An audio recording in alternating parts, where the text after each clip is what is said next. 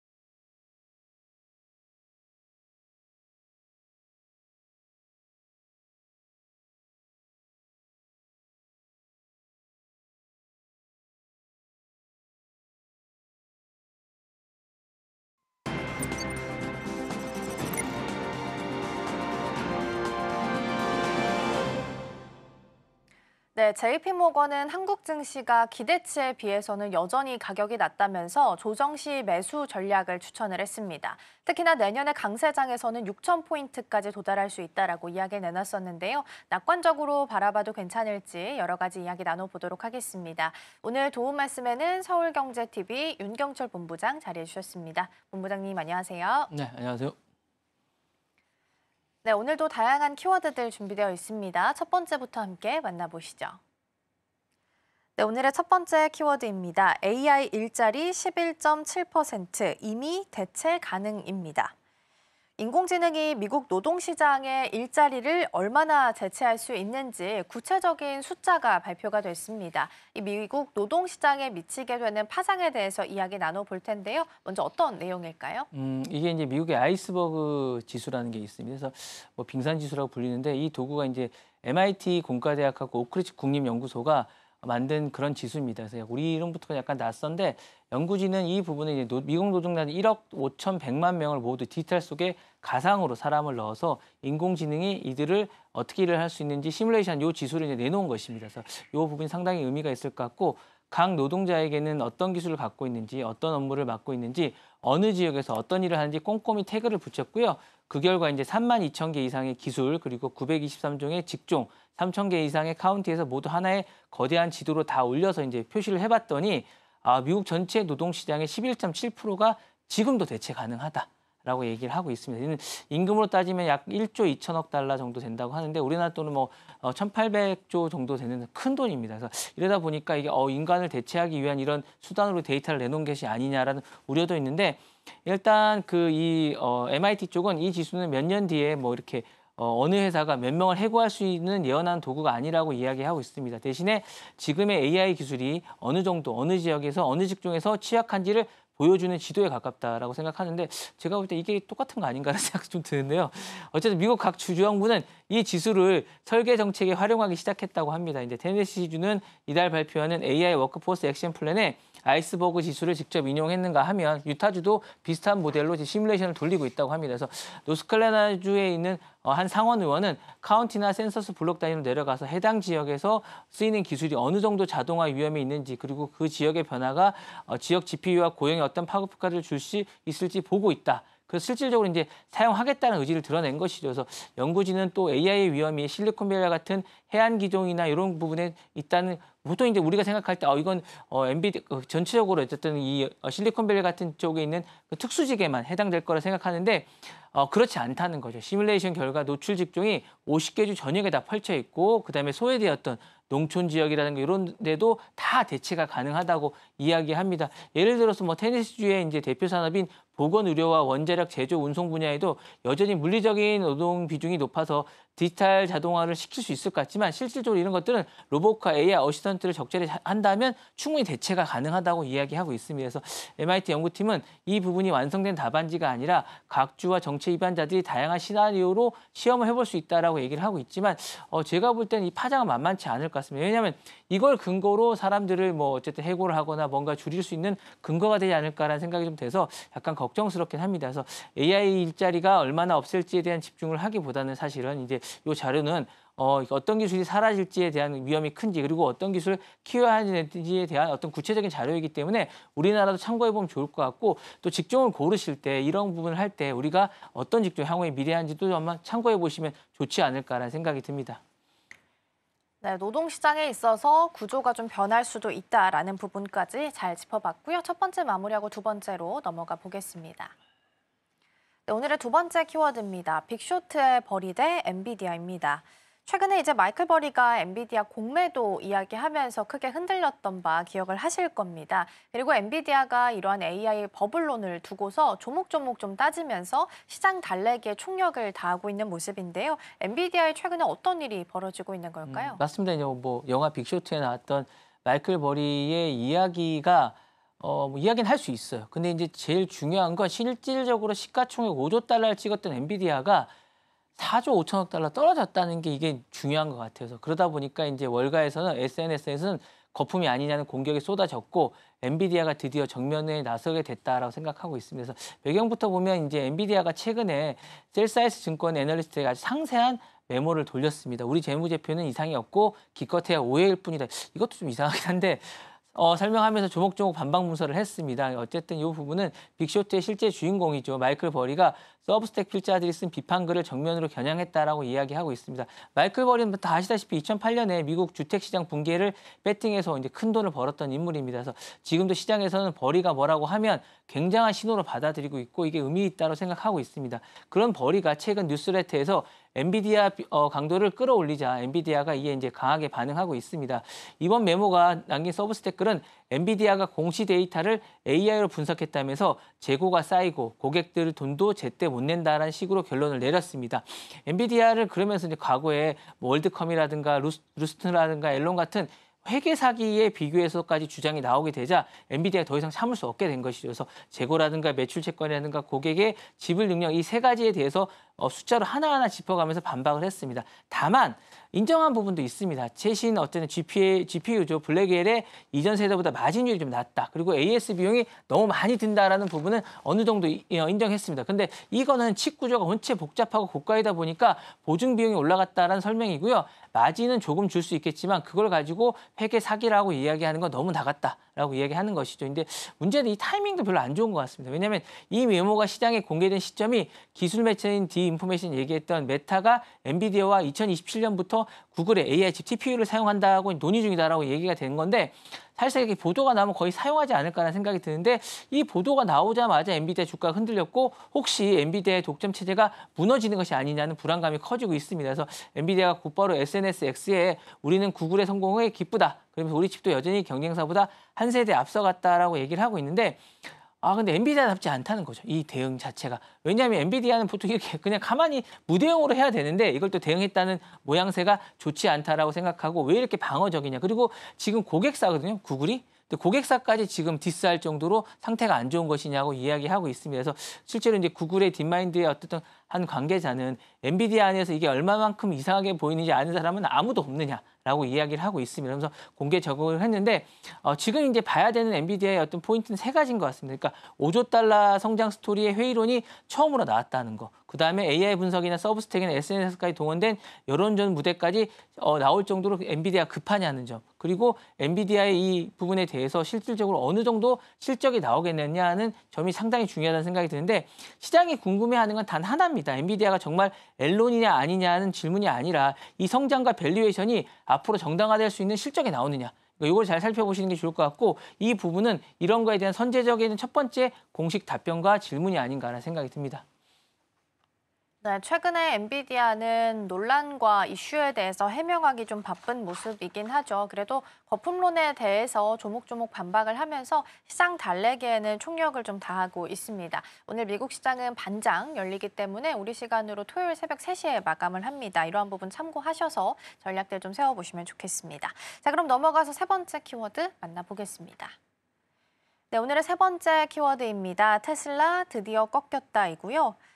테슬라 같은 경우에 최근에 유럽, 중국, 미국 이렇게 주요 3대 시장에서 판매량이 계속해서 좀 저조하게 나타나고 있는 상황입니다. 그러다 보니까 본업인 자동차 산업을 잘 진행하고 있는지에 대해서는 약간의 의문점이 박힐 수밖에 없는데요. 왜 이런 일이 벌어지고 있는 걸까요? 겉으로는 일단 잘 나가는 것처럼 보이지만 숫자는 이미 꺾였다고 합니다. 일단 먼저 숫자부터 좀 보겠습니다. 6월에 유럽 같은 경우 10월 판매 전체 대비 48.5%가 폭락했습니다. 그러니까 올해 이제 전체 30% 이것도 30% 정도 감소인데 약간 이게 주목해야 봐야 될 건 그럼 유럽 시장 전체 전기차 판매가 다운이 됐느냐? 그게 아닙니다. 전체 시장은 26% 성장했습니다. 그러니까 실질적으로 이제 30% 감소라면 50% 넘는 감소가 이뤄졌다는 게 되는 거거든요. 그래서 시장은 커지는데 테슬라만 줄고 있는 역성장이라는 겁니다. 그래서 글로벌 인도량 전망도 뭐 좋지 않습니다. 리서치 업체에 따르면 올해 1% 감소에 한 대 이어서 내년에는 7% 넘게 감소할 추세라고 예상하고 있습니다. 그러니까 사실 테슬라가 성장주인데 테슬라는 성장주라는 게 무색하지 않냐라는 생각이 들고 있고요. 유럽에서 먼저 좀 살펴보겠습니다. BYD와 이제 폭스바겐이 그리고 소비자 반감이 아주 드세다라는 생각이 좀 들고요. 테슬라의 가장 큰 위기는 이제 유럽에서 먼저 드러나고 있습니다. 유럽에서 3만 달러 이하 전기차 모델이 10개가 넘는데 중국의 비아디를 포함해서 새로운 브랜드가 물밀듯이 들어오고 있습니다. 비아디는 10월에만 유럽에서 17,000대 넘게 팔았고요. 테슬라는 2배 이상 팔았지만 폭스바겐은 올해에서 9월에 EV 판매가 78.2% 늘어서 52만 대를 넘겼습니다. 그러니까 테슬라의 3배라는 거죠. 그러니까 이런 부분들이 테슬라의 위협이 되는 게 아닌가라는 생각이 들고 있고 그다음에 이제 머스크가 작년에 극우 인사들을 공개 발언 지지한 이후에 유럽 곳곳에서 어쨌든 테슬라 불매라든가 항의 시위가 이어지고 있습니다. 머스크가 요즘 정치 발언을 줄이고 있지만 머스크에 대한 반감 아직 줄어드는 기미가 좀 보이지 않고 있다는 게 이제 안 좋게 되는 거고 중국에서도 안 좋습니다. 중국은 원래 로컬 브랜드가 너무 강한데 상하이 공장이 있긴 하지만 이런 것들이 전혀 혜택을 못 받고 있다는 거죠. 그래서 10월에 테슬라 인도량은 35.8% 급감했고 올해 누적으로 8.4% 감소하고 있다는 겁니다. 중국의 대표사인 샤오미라든가 지리라든가 이런 자동차들 브랜드는 계속적으로 공격적으로 나오고 있고 아예 이제 라인업도 증장시키고 있다라고 합니다. 그래서 이런 부분들이 계속 이제 안 좋은 징조로 나오고 있고요. 마지막으로 미국에서는 세금 공세가 끝나자마자 숨이 차고 있습니다. 그러니까 미국에서 이제 9월에는 7,500만 대 세금 공제 마지막 혜택을 받기 위해서 소비자가 몰리면서 어쨌든 판매가 18% 늘었지만 혜택이 끝난 10월 달 24% 바로 감소했습니다. 그러니까 이런 부분들이 어쨌든 뭐 하고 있지만 또 그러다 보니까 모델 3나 모델 Y의 저가 트램을 내놓고 $5,000 이상 이 가격에 어쨌든 공제액에 대한 매꿈을 하고 있지만 이건 제가 볼 때는 저가 가격 인하로 시간을 버는 정책이지 장기적으로는 안 될 것 같다는 생각이 드는 것이죠. 그래서 이게 될 것인가라는 고민이 많다는 거고 문제는 차가 아니라 이제 로봇에 꽂힌 머스크입니다. 그래서 애널리스트는 한 목소리를 말합니다. 테슬라가 다시 뛰어들려면 새 승용차 모델이 필요한데 그게 지금 나올 생각을 안 하고 있다는 거예요. 그래서 머스크의 시선이 새로운 모델 2라든가 모델 C가 아니라 로보택시라든가 휴머노이드 로봇에 있다라고 생각하고 있는 것이죠. 그러니까 테슬라의 미래 기술에 올인하고 있지만 당장의 현금 흐름을 책임지는 자동차 사업이나 라인업은 그대로라는 게 문제라는 겁니다. 그래서 이런 부분들을 해소하지 않으면 지금 주가 방어가 쉽지 않을 것이라는 생각이 듭니다. 그래서 이 부분을 계속적으로 이제 해야 되지 않을까라는 생각이 들고 전문가들은 시장에서 이렇게 묻고 있습니다. 이제 이 모든 미래를 버티게 해줄 오늘의 자동차 사업이 지금 이래도 괜찮은가? 머스크가 이거에 대해서 뭔가 대책을 내놓지 않으면 주가 방어가 힘들지 않겠느냐라는 이야기가 계속 나오고 있습니다. 네, 본업으로 이끌고 있던 전기차에 대한 평가들은 좀 엇갈리고 있는 상황입니다. 최근에 테슬라가 2차 전지 때문에 떨어져도 우리 국내 시장에서는 2차 전지 관련주들이 또 올라가는 모습이 나타나고 있어서 전기차와의 연결고리가 최근에 좀 많이 약해졌다라는 이야기들도 나오고 있으니까 참고해서 보시면 좋겠습니다. 다음 키워드 넘어가 보겠습니다. 네, 다음으로는 중국 틱톡의 엔비디아 금지령이고요. 중국이 바이트댄스의 새 데이터 센터에서 미국 엔비디아 칩 사용을 사실상 금지시켰다라는 이야기가 나옵니다. 자국산 AI 칩을 사용해서 개편을 좀 하라라는 의미로 보이는데요. 어떤 내용인지 먼저 짚어보겠습니다. 일단은 중국 IT 공룡 이제 바이트댄스가 앞으로 새로 짓게 되는 데이터 센터에 엔비디아 칩을 쓸 수 없게 됐다는 공식적으로 쓸 수 없게 됐다는 얘기입니다. 뭐 아까 말씀하신 동남아 이런 데 밀수해서 쓸 수는 있겠지만 실질적으로 쓸 수 없게 됐다는 거죠. 이제 IT 매체 인포메이션은 중국 규제 당국이 바이트댄스의 엔비디아 GPU 사용을 금지했다고 이제 이렇게 얘기했다고 바이트댄스 직원들의 말을 인용해서 전했습니다. 그러니까 거의 사실이 아닐까라는 생각이 좀 드는데 바이트댄스는 2025년 중국의 기업 가운데 엔비디아 칩을 가장 많이 사들인 회사이기 때문에 이게 이제 화제가 되고 있습니다. 틱톡을 비롯해서 10억 명이 넘는 이용자들이 이제 서비스를 돌리기 위해서 그리고 미국이 추가로 수출을 막기 전에 연산 자원을 최대한 확보하기 위한 행보였다고 하는데요. 이런 부분이 좀 있다 보니까 이렇게 됐다고 하는데 하지만 중국 정부의 방향은 분명합니다. 미국 기술이 의존을 줄이고 국산 AI 칩을 중심으로 한 자립 생태계를 구축하겠다는 것이죠. 이제 중국 규제 당국은 이미 지난 8월에 자국 기업들에게 엔비디아 AI 칩 충규 주문을 중단하라는 지침을 내린 데 이어서 최근에는 정부 자금이 들어가는 신규 데이터 센터에도 국산 AI 칩만 쓰도록 가이드라인을 내놨다고 합니다. 실질적으로 이게 어센트가 이걸 가능할지는 잘 모르겠습니다. 근데 어쨌든 엔비디아의 이런 규제 환경을 두고 중국에서는 경쟁력 있는 데이터 센터 GPU를 제공할 수 없게 됐다며 이 거대한 시장에서 다른 해외 경쟁사에게 넘길 수밖에 없다라고 이제 토로하고 있다라고 합니다. 현재 미국은 어쨌든 엔비디아 최첨단 대국 중국을 금지하고 있고 H20처럼 성능이 낮은 버전만 허용하고 있습니다. 그래서 엔비디아가 이제 중국 전용 칩인 RTX 6000D를까지 내놨지만 중국 빅테크들은 요거에 대해서 그렇게 뭐 좋다는 생각을 하지 않고 있다고 생각합니다. 그래서 아마 이제 H200이 이제 허락이 될 것 같은 분위기가 되니까 이게 나오기 전까지는 아마 이런 게 있지 않을까라는 생각이 들고 이런 움직임을 미리 이제 미국이 감지해서 상무부가 아마 이 부분을 이제 허용하겠다는 생각을 했던 것 같아요. 그래서 무역 갈등이 잠시 숨고리에 들어간 모양새처럼 보이지만 제가 볼 때는 AI라든가 반도체 기술을 둘러싼 미중 전쟁은 계속되고 있다는 생각이고 서로 흉비류가 되지 않을까라는 생각이 듭니다. 그래서 결국에는 이제 미국 제재가 중국의 탈 엔비디아 국산화를 끌어올리는 모양새인데 실제로 이게 가능할지 그리고 이제 이거에 대해서 대응하기 위해서 새로운 모델, 업그레이드된 모델을 계속적으로 이제 허용을 할지 이 부분은 좀 더 지켜봐야 되지 않을까라는 생각이 듭니다. 네, 그렇죠. 이제 중국 쪽에서는 AI 자국 칩을 사용해라라는 이야기를 내놓고 있는데 또 파이낸셜 타임스 보도를 봤을 때는 동남아 데이터 센터에서 최신 LLM을 학습시키고 있다라는 이야기들도 나오고 있어서 이러한 내용들은 뉴스 나오는 대로 계속해서 확인해 보도록 하겠습니다. 자, 넘어가서 다음 키워드 만나보겠습니다. 네, 오늘의 마지막 키워드입니다. 이탈리아 메타의 칼 빼들었다이고요. 이탈리아 반독점 당국이 메타를 정면으로 겨냥했다고 합니다. 메타가 왓츠앱의 시장 지배력을 이용해서 경쟁 AI 챗봇들을 못 들어오게 막고 있는가, 이 부분이 핵심이라고 하는데요. 이런 조치를 취하게 된 이유부터 먼저 살펴볼까요?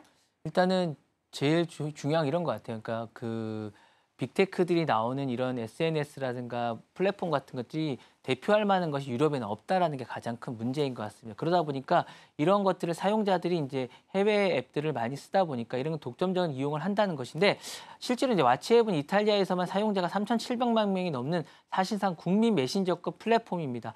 사실 이제 이런 메신저가 단순한 채팅 앱이 아니라 AI가 서비스가 들어오는 그 포탈이 돼버렸다는 것이죠. 그래서 이게 상당히 이제 문제가 되고 있는데, 규제 당국이 본 건 이겁니다. 메타가 메타 AI라는 자기 AI 어시스턴트를 왓츠앱에 붙여놓고 있다라는 거죠. 그리고 그러면 AI 서비스를 주력하는 다른 미스트랄이랑 이런 것들이 전혀 들어갈 틈이 없다라는 거면서 플랫폼에서 사실상 다른 AI 기업을 퇴출시키는 그런 효과가 있다고 보고 있습니다. 그러면서 그 결과 다른 AI 챗봇들이 애초에 경쟁할 기회조차 잃는다고 이제 생각하고 있습니다. 그래서 이탈리아는 여기에 지배적 지위 남용이라고 가능성이 있다고 보고 있고요. 조사를 아예 확대해 버리고 있습니다. 여기에 끝나는 것이 아니라 당국은 아예 잠정 조치까지 이제 꺼내들 준비를 하고 있습니다. 그래서 새 약간의 효력 정지라든가 메타 AI를 왓츠앱에 덧붙이는 행위를 제한하겠다고 이제 하고 있는데, 조사가 끝날 때까지 멋대로 밀어붙이지 말라고 이제 메시지를 던진 게 아닌가라는 생각이 듭니다. 그래서 여기에 대해서 이제 메타와 왓츠앱 측은 다른 입장입니다. 왜냐하면 우리는 이런 주장이 근거가 없다라고 보고 있고, 원래 비즈니스용 API는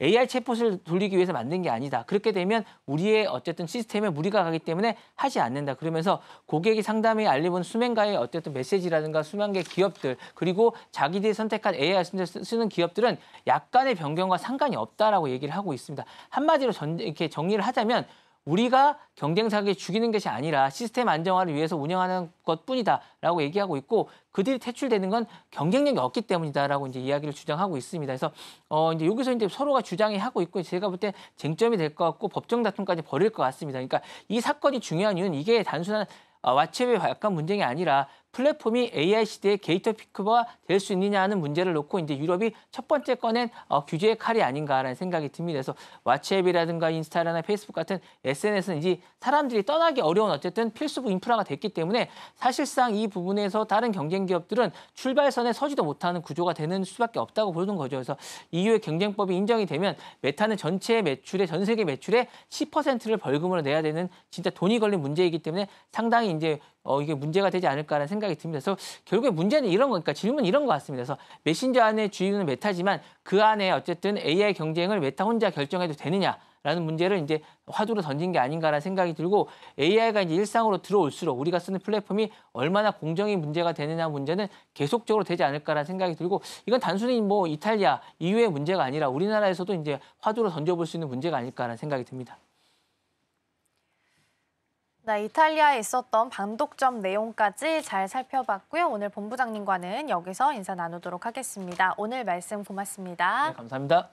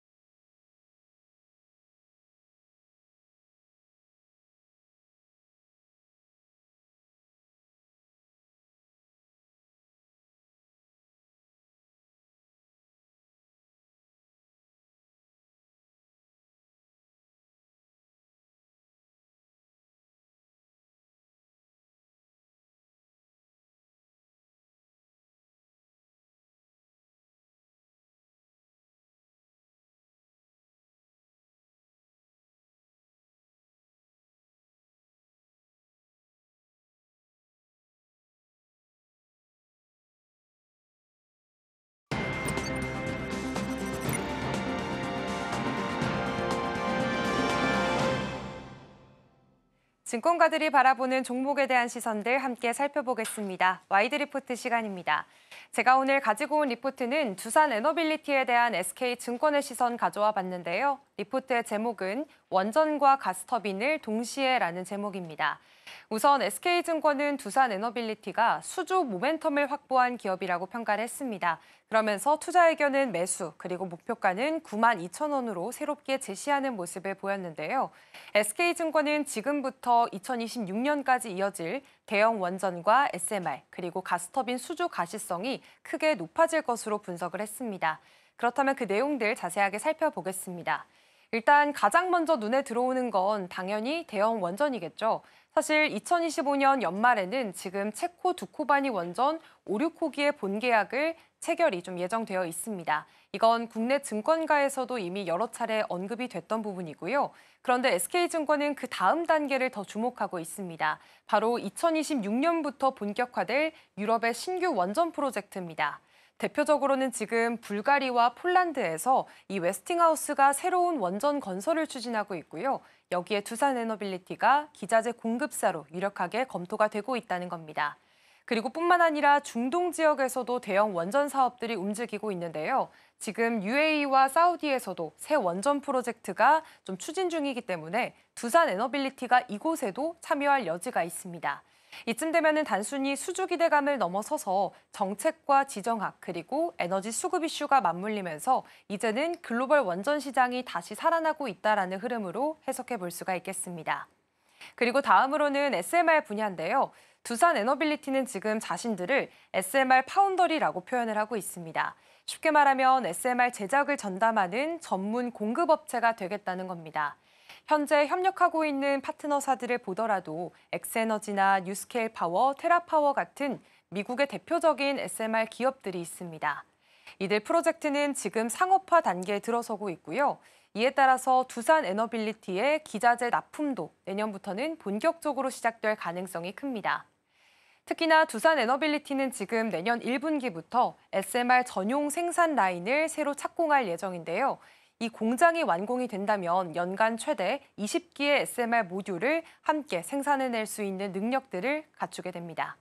결국에 지금까지는 기술 협약 수준에 머물렀다면 이제는 실제적인 매출로 이어지는 시점이 다가오고 있습니다. 그리고 마지막으로 이번 리포트에서 가장 흥미롭게 다가왔던 부분이 바로 가스터빈 부분이었습니다.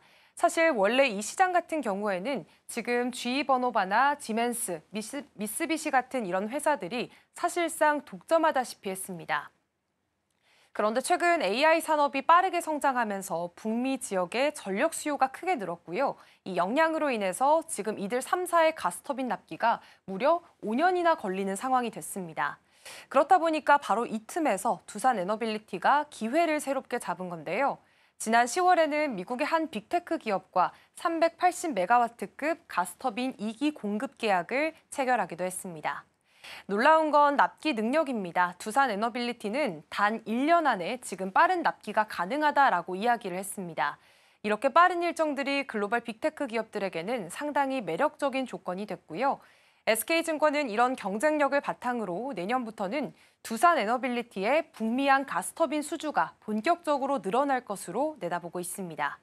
그렇다면 리스크 요인도 분명히 있을 텐데 리스크 요인도 함께 살펴보면요. SK증권은 두 가지를 짚고 있습니다. 일단 하나는 미국의 전기 요금이고요. 두 번째로는 2026년 미국의 중간 선거가 되겠습니다. 먼저 전기 요금부터 좀 살펴보시면 현재 미국이 전력 수요가 워낙 빠르게 늘다 보니까 전기 요금도 구조적으로 오르고 있는 상황입니다. 그런데 트럼프 대통령은 후보 시절부터 전기 요금 인하에 대한 정책을 꾸준히 공약으로 내세운 바가 있는데요. 당선 이후에는 원자력과 화석연료 중심의 에너지 부흥 정책도 함께 추진해 왔습니다. 그래서 만약 앞으로도 이런 전기요금 상승세가 계속된다면 앞으로 미국 정부의 에너지 정책 방향이 조금은 달라질 수 있다라는 점을 하나의 변수로 보고 있고요. 그리고 두 번째로는 2026년 미국의 중간선거입니다. 사실 이 선거 결과에 따라서 트럼프 행정부의 원전 정책 추진력에도 영향이 있을 수 있습니다. 왜냐하면 지금 원전 산업 같은 경우에는 인허가나 또 핵연료 승인, 각종 보조금 등 정부의 영향력이 워낙 크기 때문입니다.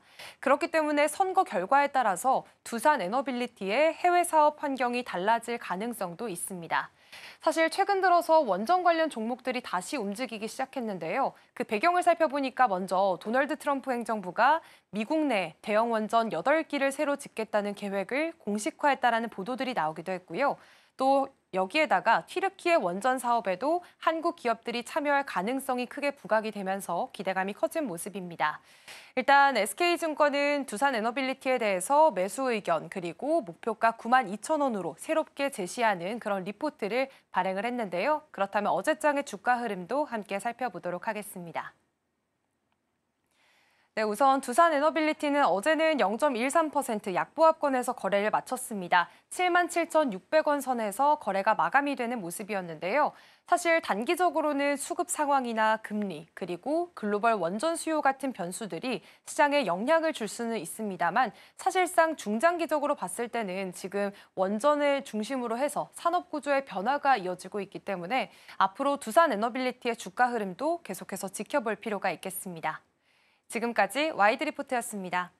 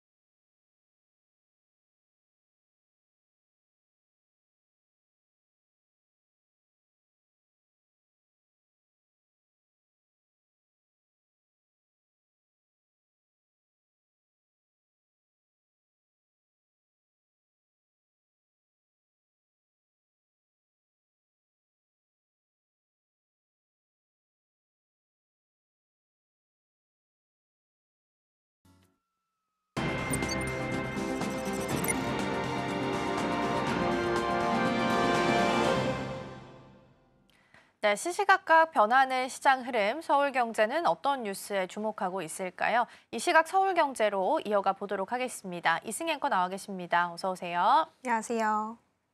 네, 오늘도 세 가지 키워드 준비되어 있습니다. 자, 첫 번째로는 빅테크 기업들이 점점 더 미세화되는 공정들을 원하고 있습니다. 그중 하나가 또 이나노일 텐데 삼성전자가 이나노 수율을 올리기 위해서 열을 좀 가하고 있는 것 같고요. 타이밍이 좀 아쉽긴 합니다. 어제 네이버랑 두나무 합병 소식 이후에 공식 기자회견도 있었는데 업비트 쪽에서 해킹 사건이 좀 발생을 한 것으로 보입니다. 가상화폐와 네이버 본주까지 영향을 좀 미쳐서 내용 살펴보도록 하겠고요. 철강 산업은 그동안 이제 중국 쪽의 과잉 생산이 항상 문제가 돼 왔었는데 이 철강 산업을 좀 보호해 줄 수 있는 K스틸법이 국회 본회의를 통과했습니다. 자세한 내용들 잠시 후에 짚어보겠습니다. 자, 첫 번째 키워드부터 만나보겠습니다. 최근에 이재용 삼성전자 회장이 안바니 회장을 만나면서 여러 가지 협력에 대한 논의가 있었다라고 하죠. 글로벌적으로 행보를 좀 보이고 있는 것 같은데 어떤 의미를 좀 둘 수 있을까요? 네, 일단 이번 움직임은 실제 사업 확장에 나섰다라는 뜻으로 좀 풀이가 되고 있습니다.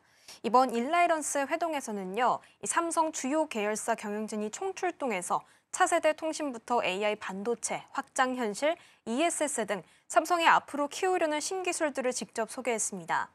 릴라이언스 그룹은 지금 인도의 3기가와트 규모의 초대형 AI 데이터 센터를 건설하고 있는데요. 여기에 필요한 대량의 AI 연산과 장비, 그리고 통신 인프라가 필요합니다. 그리고 삼성은 이 안에서 상당한 역량을 이미 갖추고 있습니다. 사실 인도 시장은 정부 차원의 디지털 전환 속도가 가장 빠른 국가 중 하나이기도 합니다. 통신과 디스플레이, 배터리 등 삼성과 협력할 수 있는 영역이 따라서 넓습니다. 이 회장은 올해 이와 유사한 글로벌 네트워킹을 계속해서 이어갔는데요. 지난 13일에는 벤츠 회장과 만나서 반도체, 디스플레이 전장 등의 협력 기반을 다진 바가 있고요. 또 10월에는 젠슨왕 CEO와의 치킨 회동, 오픈AI CEO와는 스타게이트 프로젝트를 협력 논의했고 머스크 CEO와는 네트워킹을 통해서 테슬라와 초대형 파운드리 계약을 따는 일들도 지금 삼성이 미래 기술 사업을 함께할 핵심 고객들을 직접 만나고 신뢰 기반을 강화하는 과정이다라고 볼 수가 있겠습니다. 결국 글로벌 AI 생태계의 중심에 삼성을 위한 새 판을 짜고 있다라는 해석이 시장에서 나오고 있습니다. 네, 삼성전자도 바쁘게 글로벌 행보를 좀 보이고 있는 상황인데요. 파운드리 쪽도 좀 더 자세하게 들여다보도록 하겠습니다. 최근에 이제 2나노 경쟁이 좀 본격화되고 있는 모습입니다. 삼성전자도 수율을 올리기 위해서 열을 가하고 있는 모습인데 현재 경쟁 상황은 어떻게 좀 구성이 되고 있을까요? 네, 지금 현재 이 나노 시장은 한마디로 수요는 넘치고 있는데 공급은 좀 부족한 상황이다라고 정리해 볼 수가 있겠습니다. 사실 TSMC는 2나노와 3나노 라인이 사실상 완판이 되면서 신규 주문을 받는 것 자체가 좀 어려운 상황이고요. 이 가격도 3나노 대비해서 최소 50% 이상 인상한 것으로 알려져 있습니다. 결국 비싸더라도 TSMC를 써야 한다라는 구조가 만들어져 있는데 그로 인해서 발생하는 부담이 점차 고객사들에게 누적되고 있습니다. 여기에 미국과 일본이나 독일과 같이 해외 투자가 늘어나면서 대만 내에서는 첨단 공정이 빠져나간다라는 비판까지 나오고 있다고 합니다. 그래서 최근에는 이 나노 공장을 기존 7곳에서 10곳으로 늘리는 초대형 증설 계획을 꺼낸 것도 이러한 고려가 깔린 결정이다라고 볼 수가 있겠고요. 여기에 더해서 삼성전자의 추격으로부터 한 발 더 달아나기 위함도 있습니다. 그 이유는 지금 삼성전자가 그동안 발목을 잡아왔던 수율 문제에서 개선 흐름이 나타나고 있기 때문입니다. 업계에서는 삼성 이 나노 수율이 55에서 60% 선까지 올라온 것으로 보고 있습니다. 결국 초기 양산 논의가 가능한 수준이다라는 평가가 나옵니다. 그렇다면 이 안에서 삼성의 존재감은 자연스럽게 커지고 있는 영역입니다. 이러한 상황에서 인텔까지 이 나노급 첨단 공정 18A 수율을 높이면서 이 나노 경쟁이 좀 가열되고 있는 상황인데요. 삼성전자가 이러한 경쟁 안에서도 안정성만 확보를 한다면 유연한 가격 전략 등을 앞세워서 이탈한 고객사들을 유치할 수 있다라는 분석이 나오고 있습니다. 네, 그리고 삼성전자는 여전히 채워야 되는 부분들이 남아있긴 합니다. 그래서 시장에서 주목해야 되는 포인트들도 좀 짚어주시죠. 일단은 가는 길이 좀 단순하진 않겠지만 삼성에게도 그래도 기회가 좀 분명히 작용하고 있는 것으로 보입니다. 먼저 수율 안정화가 최우선 과제입니다. 이 상업적 안정권이라고 불리는 70%대 진입이 실제 대형 고객을 유치할 수 있는 기준선입니다. 다음으로는 고객 다변화입니다. 현재 삼성은 테슬라와 삼성 시스템 LSI, 마이크로비티, 카난 등과 같이 실제 테스트나 생산 협력이 논의가 되고 있습니다. 특히 테슬라의 AI6 칩 생산이 진행될 경우 2027년 가동 예정인 미국 테일러 공장의 활용도가 크게 높아질 것으로 보입니다. 여기에 더해서 엑시노스 2600도 시험됩니다. 자체 모바일 AP인 엑시노스 2600도 이 나노 공정으로 함께 설계를 해서 내년 갤럭시 S26에 탑재하려고 하고 있는데요. 지금 외부 빅테크 물량뿐만 아니라 자사 주력 AP까지 이 나노로 전환을 해서 공정 완성도를 높이겠다라는 전략입니다. 여기에 더해서 지금 가격 경쟁력과 기술 경험도 중요합니다. TSMC가 가격을 크게 올리는 상황에서 삼성은 GAA 공정을 3나노에 먼저 도입해서 시행착오를 이미 겪었다라는 경험들이 이 나노 안정화를 앞당길 수 있는 기반으로 평가를 받고 있습니다. 이러한 변화들은 실적 전망에도 좀 반영이 되고 있습니다. 증권가는 삼성이 올해 비메모리 부문에서 6, 7조 원대 적자가 나왔었는데 지금 내년에는 1,000억에서 2조 원 수준으로 축소될 것으로 보고 있습니다. 이에 시장에서는 본격적인 실적 개선의 신호탄이 나올 수 있다는 분석이 나오고 있고요. 결국 이 안에서 관전 포인트는 TSMC 돈주의 틈이 생겼을 때 삼성이 그 자리를 잡을 준비가 되어 있는지이겠습니다. 결국 삼성전자는 지금 그 준비 과정의 가속 페달을 밟고 있는 상황입니다. 네, 그렇죠. 2나노 수율을 얼마나 끌어올리는지가 좀 중요해 보이고요. 그리고 2나노 수율을 잡게 된다면 TSMC가 워낙 엔비디아 향으로 좀 쏠려 있기 때문에 나머지 빅테크 기업들의 자녀분들을 좀 공정을 받아갈 수 있겠다라는 부분도 챙겨보시면 좋겠습니다.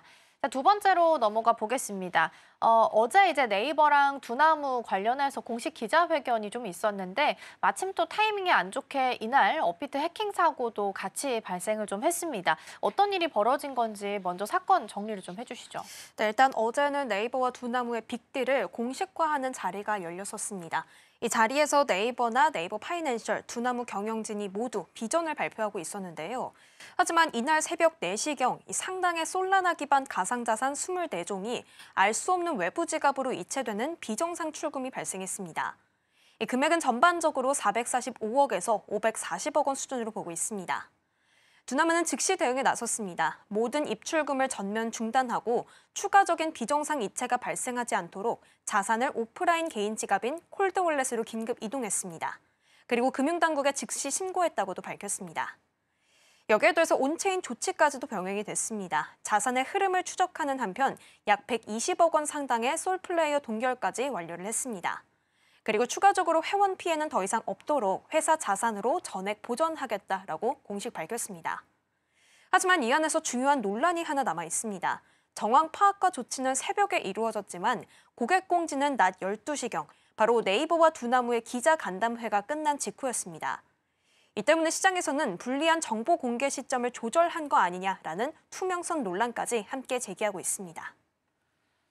네, 이렇게 단순한 해킹 사고로 끝나지 않는 이유는 과거의 기억이 있기 때문이 아닐까 싶습니다. 지금 한 정확히 6년 전에 같은 날짜에도 유사한 사건들이 발생을 좀 했었죠. 네, 맞습니다. 이번 사고가 더 큰 불안으로 커진 이유는 바로 이 기시감 때문인데요. 때는 2019년 11월 27일입니다. 업비트는 580억 원 규모의 이더리움 탈취를 당한 바가 있습니다. 그리고 정확히 6년 뒤인 2025년 11월 27일에 다시 수백억 원의 해킹 사고가 발생한 겁니다. 물론 지금은 법적으로 고객 자산의 80%를 콜드월렛에 보관하도록 되어 있어서 피해 전액 보전 계획까지도 있습니다. 하지만 문제는 보안 신뢰가 다시 흔들린다라는 점이 되겠습니다. 이 거래소 보안은 완벽해야만 유지가 되는 신뢰입니다. 따라서 한 번의 흠집은 시장 심리에 즉시 반영이 됩니다. 실제로 주주들의 실망도 이어졌습니다. 아직 합병 전인데 네이버의 악재를 반영하냐라면서 불만을 드러내기도 했고요. 이 업비트 해킹 리스크가 네이버에 전이되는 거 아니냐라는 우려 섞인 목소리들도 나왔습니다. 실제로 어제 이 소식 이후에 네이버와 두나무 주가가 모두 즉각 하락 전환한 바가 있습니다. 빅딜로 인해서 기대감이 올랐던 흐름들을 감안했을 때는 이번 사고가 그 흐름을 끊어버린 겁니다. 결국 시장은 이 일을 신뢰 리스크 재부상으로 해석하고 있습니다. 참 타이밍상 안타까울 수밖에 없었습니다. 일단은 네이버도 이러한 내용들을 반영을 하면서 어제는 주가가 점점 더 저점을 낮춰가는 모습이 나타나기도 했습니다. 그리고 또 하나 핵심을 보면 일단 공식 기자회견이 열렸고 이 자리에서 나왔던 내용 중에 하나가 5년간 10조 원을 투자하겠다라는 내용입니다. 그렇게 되면 네이버는 두나무를 통해서도 받을 수 있고 정부 쪽에서도 지원을 같이 받을 수 있는 상황인데요. 어떤 미래를 보고 지금 베팅을 한다라고 판단해야 될까요? 일단 미래를 보기 이전에 이번 사건이 좀 시장에서 크게 받아들여지는 이유는 대형 빅딜 발표와 해킹 사고가 동시에 발생했다라는 부분 때문입니다. 정면으로 충돌하게 된 건데요. 먼저 같은 날에 열린 네이버와 두나무의 빅딜 발표는 향후 5년 10조 원 투자, 한국형 AI와 웹3 금융 생태계를 만든다는 강한 미래 비전이 있었습니다. 이 안에서 AI 기반 금융 서비스 고도화, 블록체인 생태계 확장, 글로벌 진출 기반 강화를 이룰 것으로 보이는데요. 한국형 핀테크 플랫폼을 글로벌로 확장하겠다라는 선언입니다. 하지만 이 메시지는 새벽에 발생한 업비트의 수백억 원 규모 해킹 사고로 사실상 효과가 상당 부분 상쇄되는 결과를 만들기도 했습니다. 시장은 이를 신뢰 리스크의 재부상으로 좀 받아들이고 있는데요. 사실 가상자산 플랫폼의 핵심 기반은 결국 보안인데 대형 사고가 다시 발생한 순간 한국 디지털 금융의 기초 신뢰가 흔들리는 거 아니냐라는 질문이 자연스럽게 따라온 겁니다. 정리하자면 이번 사건은 빅딜 기대감과 보안 신뢰 붕괴가 동시에 맞물린 상징적인 장면으로 시장에서 해석이 되고 있습니다. 따라서 앞으로 향후의 관전 포인트는 첫째로 업비트의 보안 재점검이 필요하겠고요. 재발 방지 조치까지 눈여겨봐야 합니다. 그리고 다음으로는 네이버와 두나무의 투명성 대응도 볼 필요가 있겠고요. 마지막으로 10조 투자 계획이 실제로 어떻게 실현이 되는지 이런 부분들이 실질적인 신뢰 회복으로 이어질 수 있는지 봐야 될 부분입니다. 네, 업비트 해킹 사고가 일단은 발생을 했고 이걸 얼마나 또 신뢰를 회복해 나갈 수 있을지가 주가에도 같이 반영이 되지 않을까 싶습니다. 두 번째 키워드까지 마무리하고요. 세 번째로 넘어가 보겠습니다. 이번에는 철강업계 이야기를 좀 해볼 텐데 일단 미국은 50% 관세를 이미 부과하고 있는 상태고 캐나다는 장벽을 계속 높이고 있는 상태입니다. 한국은 일부 철강 제품이 이 때문에 불똥을 좀 맞을 수도 있다라고 이야기 나오고 있는데 어떤 내용일까요? 네, 지금 한국 철강 업체는 이 글로벌 관세 파도의 한가운데 좀 놓여 있다라고 볼 수가 있겠습니다. 캐나다도 지금 미국과의 무역 전쟁으로부터 자국 철강을 보호하겠다라고 하면서 한국 같은 FTA 체결국에 적용되던 저율 관세 할당 적용 기준을 작년 수출량의 100%에서 75%로 낮췄습니다. 결국 이 기준을 넘는 순간 곧바로 50% 고율 관세가 붙는다는 겁니다. 한국은 작년에 약 7억 8천만 달러를 수출했을 정도로 캐나다는 14번째 규모의 수출국인데요. 적지 않은 시장이기 때문에 우리 기업들 입장에서는 부담이 커지고 있습니다. 사실 근데 캐나다 이전에 미국이 가장 또 큰 문제입니다. 올해 6월부터 철강 관세가 연 25%에서 50%로 인상이 됐고요. 그 이후에 한국의 대미 수출량은 반토막이 났습니다. 그리고 한미 관세 협상에서도 해당 현안은 해결되지 못했습니다. 포스코나 현대제철이 올해 내야 할 관세만 약 4천억 원이라고 하는데요. 두 회사의 2분기 영업이익과 맞먹는 수준이라고 합니다. 그리고 여기서 유럽까지도 이러한 상황에서 예외가 아닙니다. 결국 한국 철강업체는 미국과 캐나다, 유럽 같은 주요 선진국 시장이 모두 좁혀지고 있는 구조적인 압박에 들어섰다라고 볼 수가 있겠습니다. 네, 그리고 현장 안으로 들어가 보면 미국 쪽에서의 분위기가 좀 더 심상치 않다라는 이야기 나옵니다. 미국이 이제 중국산 원료를 조금이라도 사용을 하면 이걸 완전히 중국산으로 보겠다라고 이야기를 좀 내놓은 상태인데요. 지금 미국 안에서는 어떤 일이 벌어지고 있는 건가요? 네, 사실 50% 관세라는 숫자보다 더 무서운 건요. 이렇게 예측 불가능한 통관 리스크다라고 볼 수가 있겠습니다. 이 미국 관세 당국은 요즘은 최종 조립이 한국인지보다는 재료가 어디서 왔는지를 깐깐하게 보고 있다고 합니다. 실제 사례를 보면요. 한국에서 열 처리와 가공까지 다 했는데 핵심 원재료가 중국산이라는 이유로 제품 전체가 중국산 판정을 받은 바가 있습니다. 그러면서 관세가 무려 160%까지 책정되기도 했습니다. 광통신 케이블 업체에서도 비슷한 상황을 겪은 바가 있습니다. 유리섬유가 중국산이었다라는 이유 하나였습니다. 결국 FTA로 인해서 무관세였던 상황과 비교하면 너무나도 큰 타격인 건데요. 이렇게 바뀐 원산지 규정을 근거로 지금 관세 대상을 계속해서 늘리고 있다고 합니다. 철강 알루미늄 파생 상품 범위가 확대되면서 케이블 제조사나 자동차 부품사들이 희생양이 되고 있습니다. 여기서 또 하나는 철강업체는 원료 대부분을 수입을 합니다. 따라서 환율이 오르면 원가가 바로 뛸 수밖에 없는 구조가 되겠습니다. 그런데 수요는 줄고 있어서 가격 전가가 쉽지 않은 상황입니다. 물론 포스코처럼 수출로 번 달러를 원자재로 다시 사들이는 이 내추럴 헤지로 좀 버텨보는 기업도 있는데요. 그렇지만 전방위적으로 지금 압박이 들어오는 국면이라서 최근 기업들은 관세를 피하고자 제품 성분 분석까지 외부 용역에 맡기고 있고요. 어떤 곳은 멕시코 생산 검토까지 하고 있다고 합니다. 하지만 규제가 언제 또 바뀔지 몰라서 투자 결정을 미루는 분위기입니다. 네, 철강에선 또 빼놓을 수 없는 게 중국 쪽의 과잉 생산 요 부분도 빼놓을 수가 없는데요. 어찌됐든 간 철강 산업을 좀 살려주기 위해서 어제 국회에서는 K스틸법이 통과가 된 상태입니다.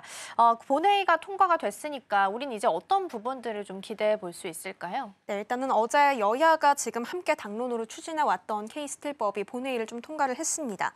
이 정식 명칭은 철강 산업 경쟁력 강화 및 탄소 중립 전환 특별법인데요.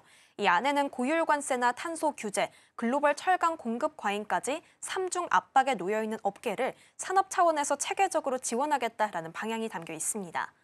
구체적으로 살펴보면 저탄소 인증제와 철강 특구 조성, 그리고 조세 감면까지 포함이 되어 있는데요. 해당 법률의 유효기간은 2028년 12월 31일까지라고 합니다.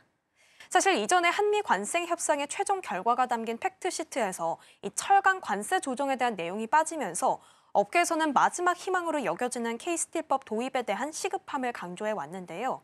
아무래도 오랫동안 요구해온 과제였던 만큼 이번 입법으로 업계가 이 글로벌 경쟁력 강화 의지가 다시 살아날 수 있을지 시장 전반에 기대가 돌고 있습니다.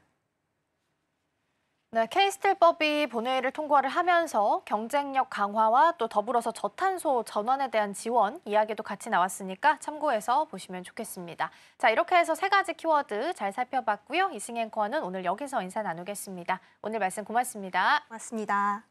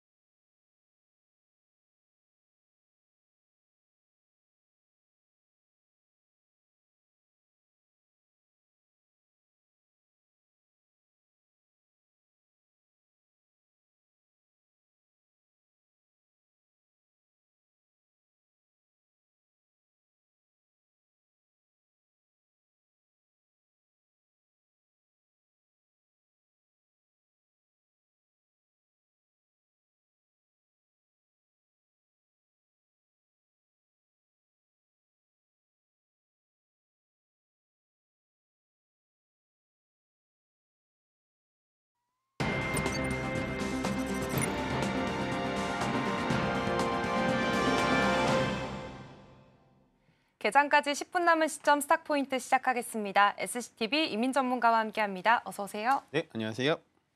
네, 우선 밤사이 뉴욕 증시는 휴장을 했습니다. 추수 감사절로 인한 휴장이었는데요. 그리고 오늘 밤은 또 블랙 프라이데이를 앞두고 조기 폐장이 예고가 되어 있습니다. 우리 시간으로는 새벽 3시에 마감이 되니까요. 이 점 참고를 해보시면 좋을 것 같습니다.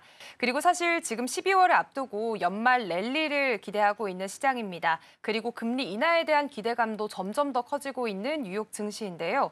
CME 패드워치에 따르면 금리 인하 확률은 이제 86%까지 올라오게 됐습니다. 과연 12월에 금리 인하가 되고 모두가 기대하는 산타 랠리가 이어지게 될지 이 점도 함께 체크를 해보시면 좋겠습니다. 그렇다면 우리 국내 증시들도 자세하게 전략들 세워봐야 할 텐데요. 사실 어제 국내 증시 모두 상승으로 마감을 하긴 했지만 전강 후약의 장세를 보였습니다. 장중 4천선을 터치를 했다가 이 한국은행이 기준금리를 동결하게 되면서 상승세가 좀 꺾이는 모습들이 나타나게 됐는데요. 그래도 희망적인 부분을 좀 찾아보자면 어제 외인의 수급이 들어오긴 했고요. 그리고 환율도 살짝 내려오게 되면서 1,460원대에서 거래를 마감하게 됐습니다. 오늘 11월 마지막 거래일입니다. 그렇기 때문에 이제 11월을 돌아보면 사실 개인 투자자분들이 대응하기 좀 어려웠던 시장인 것 같은데요. 12월을 앞두고 우리 어떤 마음가짐으로 좀 준비를 해봐야 될까요? 말씀 정말 잘 하셨는데 11월 달 내내 조금 마음고생을 하지 않으셨을까라는 생각을 해요. 왜냐하면 10월 달에 너무 급하게 상승을 했기 때문에 11월 달이 조금만 하락하더라도 심리적으로는 좀 많이 흔들렸던 시장이지 않으셨을까라고 생각을 합니다.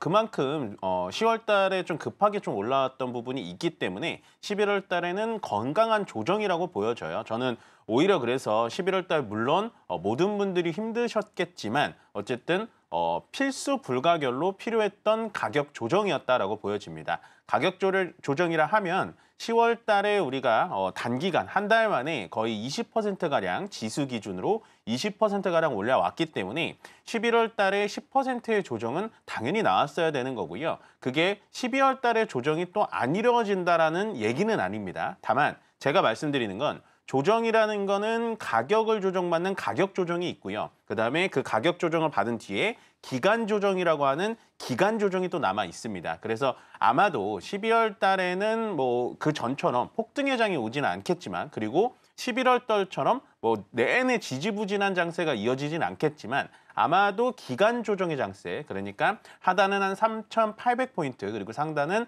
4,100포인트로 단기권 박스권으로 진행될 가능성이 높다라고 보여집니다. 아마 어저께 시장에서도 좀 보셨다시피 지수 자체가 4천을 넘어가면은 두더지 게임을 하듯이 계속해서 이렇게 두드려 맞듯이요. 4천선을 넘어가면서부터는 어느 정도 수익 실현을 당분간은 하시는 게 좋을 것 같고요. 만약에 내려와가지고 오늘도 뭐 하락이 되거나 월요일 하락이 돼서 3,800포인트 가까이 지수가 좀 내려온다면 그때는 어떤 종목을 좀 더 싸게 사야 될지 고민하시는 게 훨씬 더 좋은 포인트다라고 생각을 합니다. 네, 사실 11월 달에 조정은 꼭 필요했던 가격 조정이었다라는 설명을 해주셨고요. 당분간은 이런 박스피 장세가 이어질 가능성이 큽니다. 그렇기 때문에 이 4천선을 넘어갈 때는 일부 수익 실현을 하면서 일부적인 현금을 가져가 보는 전략들도 꼭 필요해 보입니다. 사실 밤사이 뉴욕 증시는 휴장이었습니다. 그런데 이번 주 뉴욕 증시를 돌아보자면 알파벳이 이끄는 기술주들의 그런 랠리들이 이어졌거든요. 그런데 국내에서 바라보면 반도체 투탑은 사실 주가가 엎치락 뒤치락하는 그런 모습들을 보였습니다. 이런 상황 속에서 굳이 꼭 하나의 수혜주를 찾아봐야 될지 아니면 둘 다 괜찮다고 보실까요? 일단은 우리가 시장을 딱 대응을 할 때 굳이 하나를 많이 꼽으려고 해요. 그만큼 뭐 당연한 거겠죠. 어느 정도의 수익이 더 나는 쪽을 빠르게 좀 찾고 싶다라는 거는 투자자의 열망과 갈망 같은 건데 지금은 삼성전자가 SK하이닉스보다 11월 달의 성적표만 보자면 삼성전자가 SK하이닉스보다 훨씬 나았습니다. 실질적으로 외국인들 수급도 삼성전자한테 몰렸고요. 오히려 개인들의 수급은 SK하이닉스한테 몰렸습니다. 그 말인 즉슨 결국엔 삼성전자가 더 좋다라는 말씀을 드리는 게 아니라요. 11월 달에는 삼성전자가 더 좋았다라는 건 제가 봤을 때는 D램 값의 폭등과 거기다가 삼성전자의 항상 아킬레스건인 파운드리 사업에 대해서 적자가 감소되고 있다는 얘기가 계속해서 들려오면서 삼성전자가 많이 안 좋았다가 회복이 되는 거고요. 그럼 반면에 SK하이닉스는 또 어떨 것인가? SK하이닉스가 구글의 TPU가 갑자기 올라가니까 엔비디아의 GPU가 갑자기 관심이 좀 떨어졌죠. 그러다 보니까 엔비디아가 떨어지면서 SK하이닉스가 같이 떨어졌는데 그 개념을 이렇게 잡으시면 안 된다는 거예요. 현재 구글이 TPU를 만들 때도 HBM이라는 고성능 D램이 필요합니다. 근데 그 HBM을 누가 납품하냐? 삼성전자가 아니고 SK하이닉스가 납품을 합니다. 결론적으로는 현재는 삼성전자와 SK하이닉스 어떤 게 더 좋다라고 명확하게 말씀드릴 수가 없을 정도로 두 기업 자체가 어쨌든 제가 봤을 때 내년 상반기까지도 시장을 이끌어줄 수가 있기 때문에 굳이 어떤 종목이 더 좋을지 머리 아프게 고민하실 필요 없이 어느 거를 골라도 괜찮다라고 정리를 드리고 싶고요. 다만 우리가 봐야 될 건 뭐냐. SK하이닉스와 삼성전자가 당분간은 예전처럼 폭등의 장이 오진 않을 겁니다. 왜냐하면 지금 시장은 제가 뭐라 그랬죠? 박스권 장세예요. 4천이 넘어가면은 매도가 나오면서 밑으로 끌어내리기 때문에 아마도 12월 달까지는 삼성전자 하이닉스가 예전과 같은 상승의 속도를 보여주진 않겠지만 어쨌든 우리가 긴 관점에서 봤을 때 우리나라 국내 증시를 이끌어줘야 되는 반도체 투톱은 앞으로도 장밋빛이 보인다라고 정리를 좀 해드리면 좋을 것 같습니다. 네, 사실 최근에는 삼성전자의 주가가 좀 더 강세를 보였던 건 사실입니다. 다만 굳이 지금 시장에서는 삼성이 좋다, SK하이닉스가 좋다 이렇게 이분법적으로 나눌 게 아니라 지금 GPU든 TPU든 사실상 HBM이 필요하기 때문에 어느 것을 골라도 좋다라는 말씀을 해주셨고요. 다만 당분간은 예전과 같은 그런 큰 폭의 상승세를 보여주진 않을 것이다라는 말씀까지도 해주셨으니까요. 이 부분도 참고를 해보시면 좋을 것 같습니다. 사실 이번 구글 TPU 이슈로 인해서 이수페타시스 같은 그런 반도체 소부장 쪽으로도 좀 랠리가 이어졌습니다. 그렇다면 앞으로의 추가 상승 여력도 좀 기대해봐도 괜찮을까요? 일단은 반도체 소부장 쪽으로 보시는 게 더 좋아 보여요. 다만 이제 그것도 마찬가지로 종목 선택을 잘 하셔야 돼요. 그러니까 우리가 여기서 착각하는 게 뭐냐면 매번 이런 착각을 하면서 시장에 약간은 좀 뒤처질 수 있는데 10월 달에 반도체 종목들이 다 좋으면서 너도 나도 반도체 소부장들이 안 간 종목들이 없어요. 근데 11월 달부터 어떻게 되고 있죠? 정말 똘똘한 친구들만 위쪽으로 올라가고 있습니다.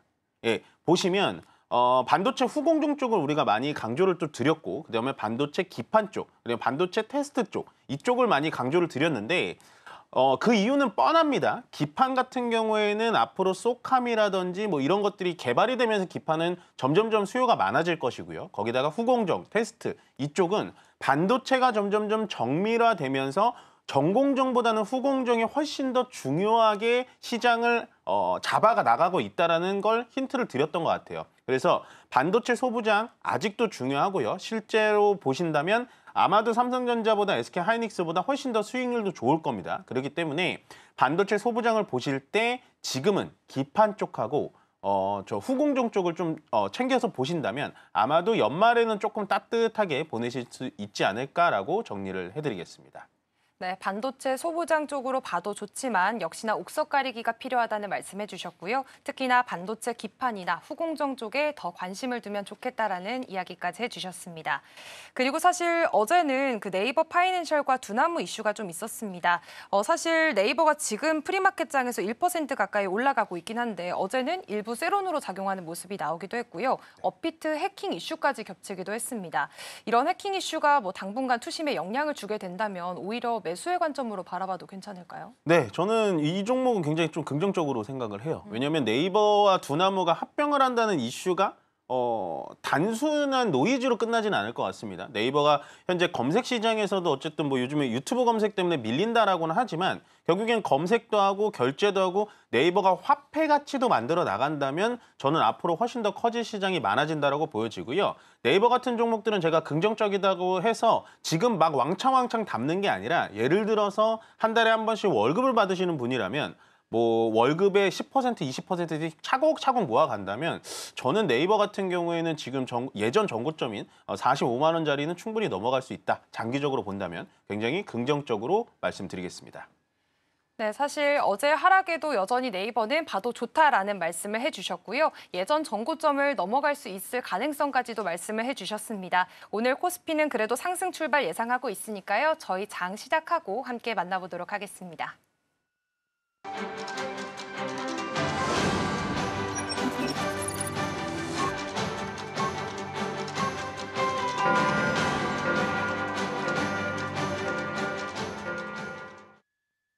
(11월 28일) 금요일입니다. 밤사이 뉴욕 증시는 추수감사절로 인해서 휴장을 했습니다. 그리고 오늘 밤은 블랙 프라이데이를 앞두고 조기 폐장이 예고가 되어 있는데요. 우리 시간으로는 새벽 3시에 장이 마감되니까요. 이 점을 참고해 보시면 좋을 것 같습니다. 그리고 지금 12월을 앞두고 여전히 금리 인하에 대한 기대감이 계속해서 커지고 있습니다. CME 패드워치에 따르면 금리 인하 확률 이제는 86%까지 올라왔기 때문에 앞으로 금리 인하가 실제로 이뤄질지 함께 확인해 보시면 좋을 것 같습니다. 그렇다면 오늘 양시장 어떻게 출발하게 될지 지수부터 살펴보시죠. 네, 오늘 양시장 그래도 상승 출발하고 있습니다. 코스피는 0.21% 오르면서 3,995선 지나가고 있고요. 코스닥은 1% 가까이 상승하면서 888선 지나가고 있습니다. 그렇다면 시총 상위주들의 움직임도 체크해 보겠습니다. 먼저 코스피 시장인데요. 오늘 반도체 투탑은 약간의 엇갈린 흐름으로 출발하고 있습니다. 삼성전자는 0.14% 하락하고 있고요. SK하이닉스는 0.5% 상승불 켜져 있습니다. 사실 간밤 이 뉴욕 증시 휴장이었지만 그 전일장을 보자면 엔비디아가 상승으로 좀 마감을 했기 때문에 SK하이닉스가 오늘까지도 그 상승세 이어가고 있는 모습이고요. 현재는 보합으로 전환이 됐습니다. LG에너지솔루션은 0.5% 강세, 삼성바이오로직스도 0.3%대 약한 빨간불 들어와 있습니다. 그렇다면 코스닥 시총 상위주들의 움직임도 체크해 보겠습니다. 네, 이쪽은 모두 1위부터 5위까지 빨간불이 켜져 있습니다. 알테오젠의 경우에는 2.3% 상승하고 있는데요. 사실 머크로부터 키트루다 SC 유럽 허가로 인한 이 마일스톤 219억 원을 수령했다라는 기사가 좀 들어와 있습니다. 에코프로 그룹주들도 함께 오늘 2%대 강세 나타내고 있고요. ABL 바이오도 1.8%, 레인보우 로보틱스 어제 로봇주들이 좀 강한 모습을 보이면서 어제 이어서 오늘도 지금 2%대 지금 강한 상승불 들어와 있는 모습 확인이 되고 있습니다. 그렇다면 현재 수급 상황도 체크해 보겠습니다. 먼저 코스피 시장인데요. 오늘 시장에서는 개인만 좀 받아가는 흐름들이 나타나고 있고요. 외국인과 기관은 물량을 좀 덜어내고 있습니다. 코스닥 시장도 살펴보시죠. 네, 이쪽은 반대로 외국인과 기관의 매수세가 좀 들어오고 있습니다. 다만 개인이 한 소폭 좀 물량을 빼내는 모습들이 보여지고 있습니다. 사실 오늘 시장 지금 코스피, 코스닥 양시장 상승으로 출발했지만 코스피는 지금 하락으로 전환한 모습이 확인이 되고 있고요. 코스닥 같은 경우에는 그래도 1%대 좀 더 강한 빨간불 보여주고 있습니다. 외국인이 특히나 코스피에선 좀 덜어내고 있는데 코스닥에서는 담아가고 있거든요. 오늘 시장 분위기 어떻게 해석해 보면 좋을까요? 일단은 오늘은 좀 조용조용하게 끝날 분위기가 감지가 많이 되고 있어요. 아마도 어저께 이제 미국 시장이 이제 휴장이고 오늘 새벽엔 이제 미국 시장 반장이라고 하죠. 오전장만 열리기 때문에 전체적인 투자자들은 그냥 눈치 보기 싸움으로 끝날 가능성이 높다라고 보여집니다. 역시나 오늘도 아침에 4,000선을 넘기기는 좀 힘들어 보였고요. 만약에 4,000을 넘어서 4,100포인트 가게 된다면 매번 강조 드립니다. 거기서는 수익 실현을 당분간은 하시는 게 좋다라는 게 오늘도 좀 맞아 떨어지고 있다라고 보시면 될 것 같고요. 뭐 일단은 수급은 현재 외국인이 1,300억 정도 매도를 진행하고 있는데 조금 지켜봐야 될 것 같습니다. 뭐 큰 이유가 있어서 매도를 진행하는 것 같지는 않고요. 그리고 일단은 전체적인 테마라든지 전체적인 종목들이 오늘은 제약바이오주들이 좀 많이 앞서서 올라가고 있습니다. 요즘에 이런 얘기를 제가 좀 많이 드리고 있는데 로봇주와 제약바이오가 사실은 금리 인하 시기에 가장 수혜주라고 볼 수가 있는데요. 로봇주와 제약바이오주가 다 같이 올라가는 날이 별로 없어요. 근데 오늘 같은 경우에는 일단 로봇주하고 제약바이오주가 다 같이 올라가면서 코스피보다는 코스닥 쪽에서 상승부를 많이 켜주고 있다라고 보시면 될 것 같습니다. 아마도 제가 봤을 때 오늘 코스피보다는 코스닥에 자금이 좀 쏠려서 코스닥 종목들이 좀 올라갈 수 있는 이유가 뭐냐면 어저께 단독 기사에 나왔지만 현재 정부에서 이제 1,000스닥을 만들기 위해서 코스피는 4,000을 만들었으니까 일단은 굴러가게 놔두고 코스닥과 코스피의 이격 차이가 심하기 때문에 코스닥 쪽에 연기금 자본이라든지 아니면 개인소득공제를 확대시켜준다든지 아니면 IMA라고 한국투자증권하고 미래에셋증권이 만든 그 투자 자금을 투입한다든지 뭐 그런 얘기가 단독 기사로 나온 게 아마도 오늘 코스닥 쪽에 대해서 좀 빨간불을 많이 켜는 것 같고요. 역시나 코스닥 쪽에서 지금 덩치가 큰 종목들이 움직여주는 건 역시나 제약바이오입니다. 물론 로봇주도 가고 있습니다만 저는 그래서 연말까지는 뭐 아까 우리 앵커님께서도 여쭤봤지만 연말까지 우리가 어떠한 테마로 인해서 조금 계좌를 조금 더 많이 불릴 수 있을 것이냐라고 좀 물어보시는 분들이 많은데 반도체 정말 좋습니다. 우리나라를 어쨌든 중심적으로 잡아가야 되지만 저는 만약에 연말까지 좀 지켜본다면 제약바이오가 눌러줄 때만 계속해서 모아 가신다면 충분히 계좌에는 좋은 영향을 끼치지 않을까라고 말씀드리겠습니다. 네, 일단 오늘 시장 상황을 보시면 오늘은 어느 정도 눈치 보기 장세가 이어질 가능성이 높다라는 말씀을 해주셨고요. 그리고 어제 단독 기사긴 했지만 지금 정부가 이 코스닥 시장 활성화 방안을 발표할 예정이다라는 기사들이 좀 나오게 되면서 오늘 코스닥 시장이 코스피 대비해서 좀 더 상승 탄력이 높은 모습 보여주고 있습니다. 사실 오늘 코스닥 시장에서 로봇주들이 오늘 또 잘 가고 있습니다. 지금 보스턴 다이내믹스가 현대차 미국 공장에 휴머노이드 로봇을 투입하고 운영을 하고 있다라는 이야기들도 들려오고 있고요. 네. 아까 말씀해 주신 대로 12월 금리 인하가 된다면 그 수혜주로도 로봇주가 꼽히고 있는데 이 12월 로봇주에 대한 투자 전략 어떻게 세워봐야 될까요? 로봇주는 사시기 좀 힘드실 거예요. 이게 워낙 이렇게 주가가 많이 올라와 있으니까 지금 사도 되나? 그 순간 다음날 또 올라갑니다. 네. 이 로봇주들의 지금 특징이에요. 그만큼 지금 사람들은 뭐랄까요? 기술주들, 그러니까 성장주에 대해서 굉장히 관심이 많고 로봇주가 옛날에는 그냥 이렇게 로봇을 만들어서 사람을 도와주는구나라고까지만 생각을 했는데 이제는 로봇주는 어디에 연결시켜야 되냐? 피지컬 AI에 연결시켜야 돼요. 네, AI 쪽. 그래서 제가 3분기 실적 시즌에는 로봇들이 숫자가 안 나오기 때문에 당장은 피하셔라라고 코멘트를 많이 드렸지만 지금은 로봇주에 대해서는 상당히 좀 긍정적으로 바뀌었습니다라고 표현을 많이 드리죠. 그래서 로봇 같은 경우에는 실체가 있는 기업들을 들어가시는 게 좋고요. 물론 뭐 로봇의 지금 부품, 뭐 이렇게 그 액추에이터라든지 감속기 이쪽에 대해서 로봇주들이 상당히 많이 올라가고 있습니다만 저는 그쪽보다는 돈 버는 액수가 조금 다른 휴머노이드 쪽이라든지 아니면 로봇 소프트웨어 쪽, 그다음에 로봇의 완성품을 만들거나 아니면 로봇의 손가락 뭐 이런 약간은 하드웨어 쪽으로 좀 보시는 것도 저는 괜찮다. 그러니까 부품주도 보셔도 되지만 제가 봤을 때는 실질적으로 뭐 수술용 로봇을 납품한다든지 그러니까 완제품을 납품하는 그런 업체들 쪽으로 보시는 게 여러분들의 계좌를 조금 더 안정적이게 좀 굴리는 방법이지 않을까라고 의견 전달 드리겠습니다. 네, 지금 여전히 시장에서는 성장주에 대한 관심이 높은 모습으로 로봇주들의 시세가 잘 가는 모습들이 확인이 되고 있고요. 다만 실체가 있는 쪽으로 바라봐야 한다라는 말씀까지 해주셨습니다. 사실 오늘 코스닥 시장에서 로봇도 잘 가는데 제약바이오도 잘 가거든요. 최근에는 비만 치료제가 살짝은 주춤한 게 아닌가 싶었는데 오늘 펩트론 지금 11% 오르고 있고요. 다른 종목들도 같이 오르고 있습니다. 이쪽으로도 12월까지 계속 바라봐도 괜찮다라고 하시는 건가요? 네, 일단은 뭐 우리가 비만에 대해서는 좀 많이 얘기했던 것 같아요. 네. 실질적으로 앵커님은 필요가 없으실 것 같긴 한데 비만약은 지금 제약바이오에서 무조건 가져가야 되는 거예요. 제가 이제 제약바이오를 나눌 때 비만약 테마를 사실 거냐 아니면 기술 플랫폼 쪽을 사실 거냐 두 개 중에 무조건 선택을 하셔라. 걔네들이 올라가지 않으면 제약바이오 올라갈 수가 없거든요. 오늘 같은 경우에도 이제 펩트론이 한 12% 정도 올라가고 있는데 펩트론 같은 경우에는 여러분들 12월 7일 날 일라이릴리와 기술 계약을 어떻게 성공하느냐가 그거의 관건에 달렸습니다. 그래서 만약에 일라이릴리와 기술 계약이 터져가지고 거기에 대해서 장기 지속형 주사제가 기술료를 또 수출한다, 기술 계약을 했다라고 하면 여기서 레벨업이 더 될 수가 있어요. 근데 그게 어떻게 될지는 아무도 모릅니다. 다만 제가 감히 예측을 하자면 펩트론이 지금 하고 있는 게 뭘까라는 생각을 좀 많이 해보시는 게 좋을 것 같아요. 더군다나 일라이릴리가 현재 우리나라의 제약바이오, 특히나 기술 관련된 제약바이오 기업들과 기술 계약을 굉장히 많이 하고 있어요. 거기에 따라서 펩트론 같은 경우에도 일라이릴리와 지금 뭐 트러블이 있다라는 얘기가 나오고 있지 않고 거기다가 펩트론이 점점점 그 장기 지속형 주사제랑 또 연속 주사제라는 게 있어요. 한번 주사를 탁 놓으면 탁탁탁탁탁 하면서 일괄적 그 시간을 조과하면서 주사를 하는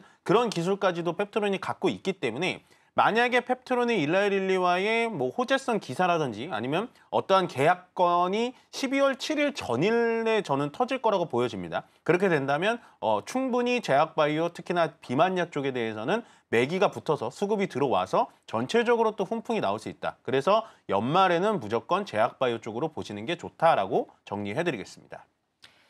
네, 여전히 비만 치료제 쪽으로 긍정적인 뷰를 주셨고요. 연말까지 바라본더라도 제약바이오 쪽에 대한 역시나 긍정적인 시각을 함께 제시를 해주셨습니다. 사실 제약바이오 이야기가 나와서 이 이야기도 좀 빼놓을 수가 없을 것 같은데요. 이번 주에 삼성바이오로직스가 분할 상장을 하고 나서 삼성바이오로직스는 어제장만 보더라도 하락을 좀 했고 에피스홀딩스가 좀 크게 올랐단 말이죠. 오늘도 지금 삼성 에피스홀딩스 주가가 한 5% 넘게 오르고 있습니다. 이렇게 좀 시장에서 에피스홀딩스에 좀 더 주목하고 있는 이유는 어떻게 봐야 될까요? 뭐 제가 이렇게 전문가로 나왔는데 이런 대답을 하면은 맞을지 모르겠지만 저도 잘 모르겠어요. 그러니까 에피스홀딩스가 갑자기 왜 이렇게 올라가지? 라는 생각을 하면서 한편으로는 저는 좀 삼성바이오로직스가 굉장히 좀 원망스러웠습니다. 네. 왜냐면 얘네들이 이제 인적 분할을 하면서 제약바이오 쪽으로 수급이 오늘처럼 들어왔어야 되는데 자꾸 이 삼성바이오로직스랑 에피스 쪽으로 몰아가니까 제가 항상 좋아했던 기술 플랫폼 쪽하고 비만약 쪽에 관심을 못 받는 거예요. 그래서 실질적으로 어저께 왜 올라가는지 모르겠고 만약에 앵커님이 질문하시는 게 그러면은 에피스가 낫냐 바이오로직스가 낫냐 이건 것 같은데 제가 봤을 때는 에피스보다는 로직스가 훨씬 더 나아 보여요. 네. 왜냐면 삼성바이오 에피스라는 건 말 그대로 기술력이 있어야 되는 겁니다. 신약 개발도 해야 되는 거고요. 바이오시밀러 쪽도 하고 있는데 중요한 건 지금 삼성 에피스홀딩스가 오늘자로 보시면은 시가총액 자체도 10조예요. 10조, 11조입니다. 과연 이 기업이 11조를 평가받는 게 맞나라는 거에 대해서 저는 좀 의구심이 들기 때문에 이렇게 주가가 좀 올라와서 기존 주주님들에게는 좀 죄송스러운 말씀이지만 저는 어쨌든 삼성 에피스홀딩스는 일단은 시가총액은 약간은 좀 과대평가지 않을까라는 생각을 하고 반대적으로 본다면 일단 삼성 바이오로직스가 조금 쉬고 있는데 인적 분할하고 쉬고 있는데 오히려 CDMO 쪽에 대해서 수주가 들어오고 에피스를 띄어내다 보니까 글로벌 제약사들에 대해서 CDMO 수주가 이뤄진다면 저는 삼성 바이오로직스는 일단은 전고점까지는 무조건 넘어갈 수 있다라고 말씀드리겠습니다. 네, 사실 어제 오늘의 시세만 좀 바라보자면 삼성 에피스홀딩스가 바이오로직스보다는 시세가 좀 더 강한 모습들을 보여주고 있습니다. 다만 전문가님께서는 에피스홀딩스보다는 삼성 바이오로직스 쪽을 보자라는 말씀을 해주셨고요. 다음으로 좀 넘어가 보자면 리튬 가격 급등으로 인해서 2차 전지주들이 최근 좀 반등하는 흐름을 보이고 있습니다. 이번 반등을 단기 현상으로 좀 봐야 될까요? 리튬 값이 바닥을 찍고 올라올 거예요. 리튬 값이 올라가면 뭐가 좋죠? 양극재 기업들이 또 좋아지겠죠. 왜냐면 원가가 올라가면 그만큼 비싸게 팔 수 있으니까. 그래서 리튬 값은 저는 바닥을 잡았다라고 보여지고요. 그 이유는 어쨌든 CATL에서도 이제 광산을 멈추면서 중국이 워낙에 이제 가격 덤핑을 치다가 그걸 멈췄기 때문에 리튬 값은 더 올라간다라고 보여지고 다만 우리가 2차 전지에 대해서도 말 그대로 종목 선택을 잘 하셔야 돼요. 근데 2차 전지는 예전처럼 배터리 셀을 만드는 업체보다는 에너지 전장 장치라고 하는 ESS 쪽을 무조건 보시는 게 좋습니다. 이 얘기도 참 많이 들었던 것 같은데 ESS라고 하는 에너지 저장 장치 쪽에서 가장 대장주는 LG 에너지 솔루션이라고 말씀을 드리고 있고요. LG 에너지 솔루션을 열심히 추격하고 있는 게 삼성 SDI입니다. 삼성 SDI가 테슬라 쪽에 대해서 에너지 저장 장치를 공급을 하고 있고 거기에 따라서 이 에너지 전원장치는 LFP 배터리로 만드는데 그 LFP 배터리의 양극재를 단독으로 생산하고 있는 건 바로 LNF라는 종목 꼭 보셨으면 좋겠고요. 거기다가 양극재와 음극재 동시에 유일하게 생산하고 있는 건 포스코 퓨처임입니다. 그렇기 때문에 예전처럼 뭐 2차 전지를 개발한다라고 해서 올라가거나 아니면 예전처럼 현재 NCM 배터리를 양극재 활물질을 만든다라는 걸로 올라가는 기업들은 좀 피하시고요. 제가 말씀드린 이 대표적인 4가지 기업만 어느 정도 좀 선택을 하신다면 저는 앞으로 2차 전지 특히나 ESS 쪽에 대해서는 내년까지도 좀 좋은 긍정적인 전망 드려보도록 하겠습니다. 네, 2차 전지 역시나 종목 선택이 주요한데 ESS 쪽으로 지금 집중을 해보는 게 좋겠다라는 이야기를 해주셨습니다. 그 관련주로는 LG에너지솔루션, LNF, 포스코퓨처엠 등을 꼽아주셨으니까요. 이 종목들 관련해서도 추가적인 공부 더 필요해 보입니다.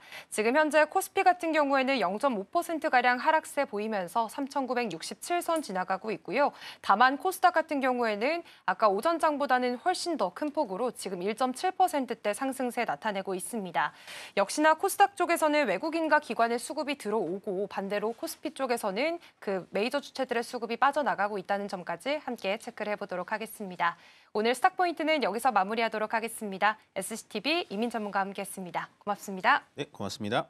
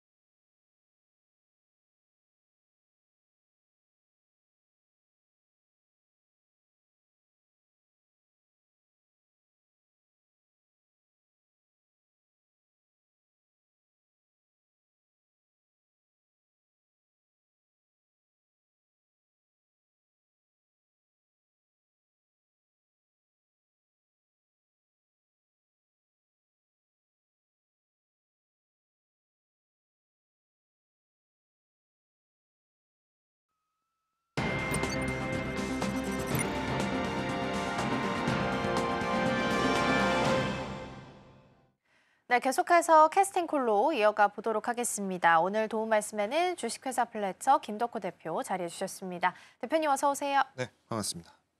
네, 오늘 양시장 먼저 분위기는 좀 엇갈리면서 흘러갑니다. 일단 코스피 같은 경우에는 4,000선 회복은 오늘 좀 어려워 보입니다. 3,961선 지나가고 있고요. 코스닥 같은 경우에는 이제 정부 쪽에서 천스닥 이야기하면서 7년 만에 활성화 방안 이야기 나올 거다라는 기대감 덕분인지 오늘은 코스닥이 조금 더 탄력 있게 1.7% 정도 움직임 나타나고 있고요. 외국인과 기관 쪽에서도 오늘은 들어오는 부분들 확인되고 있습니다. 오늘 금요일장이라서 전반적으로 기대할 만한 뉴스도 많지 않은 상황이라 개장 분위기 어떻게 해석을 좀 해보면 좋을까요?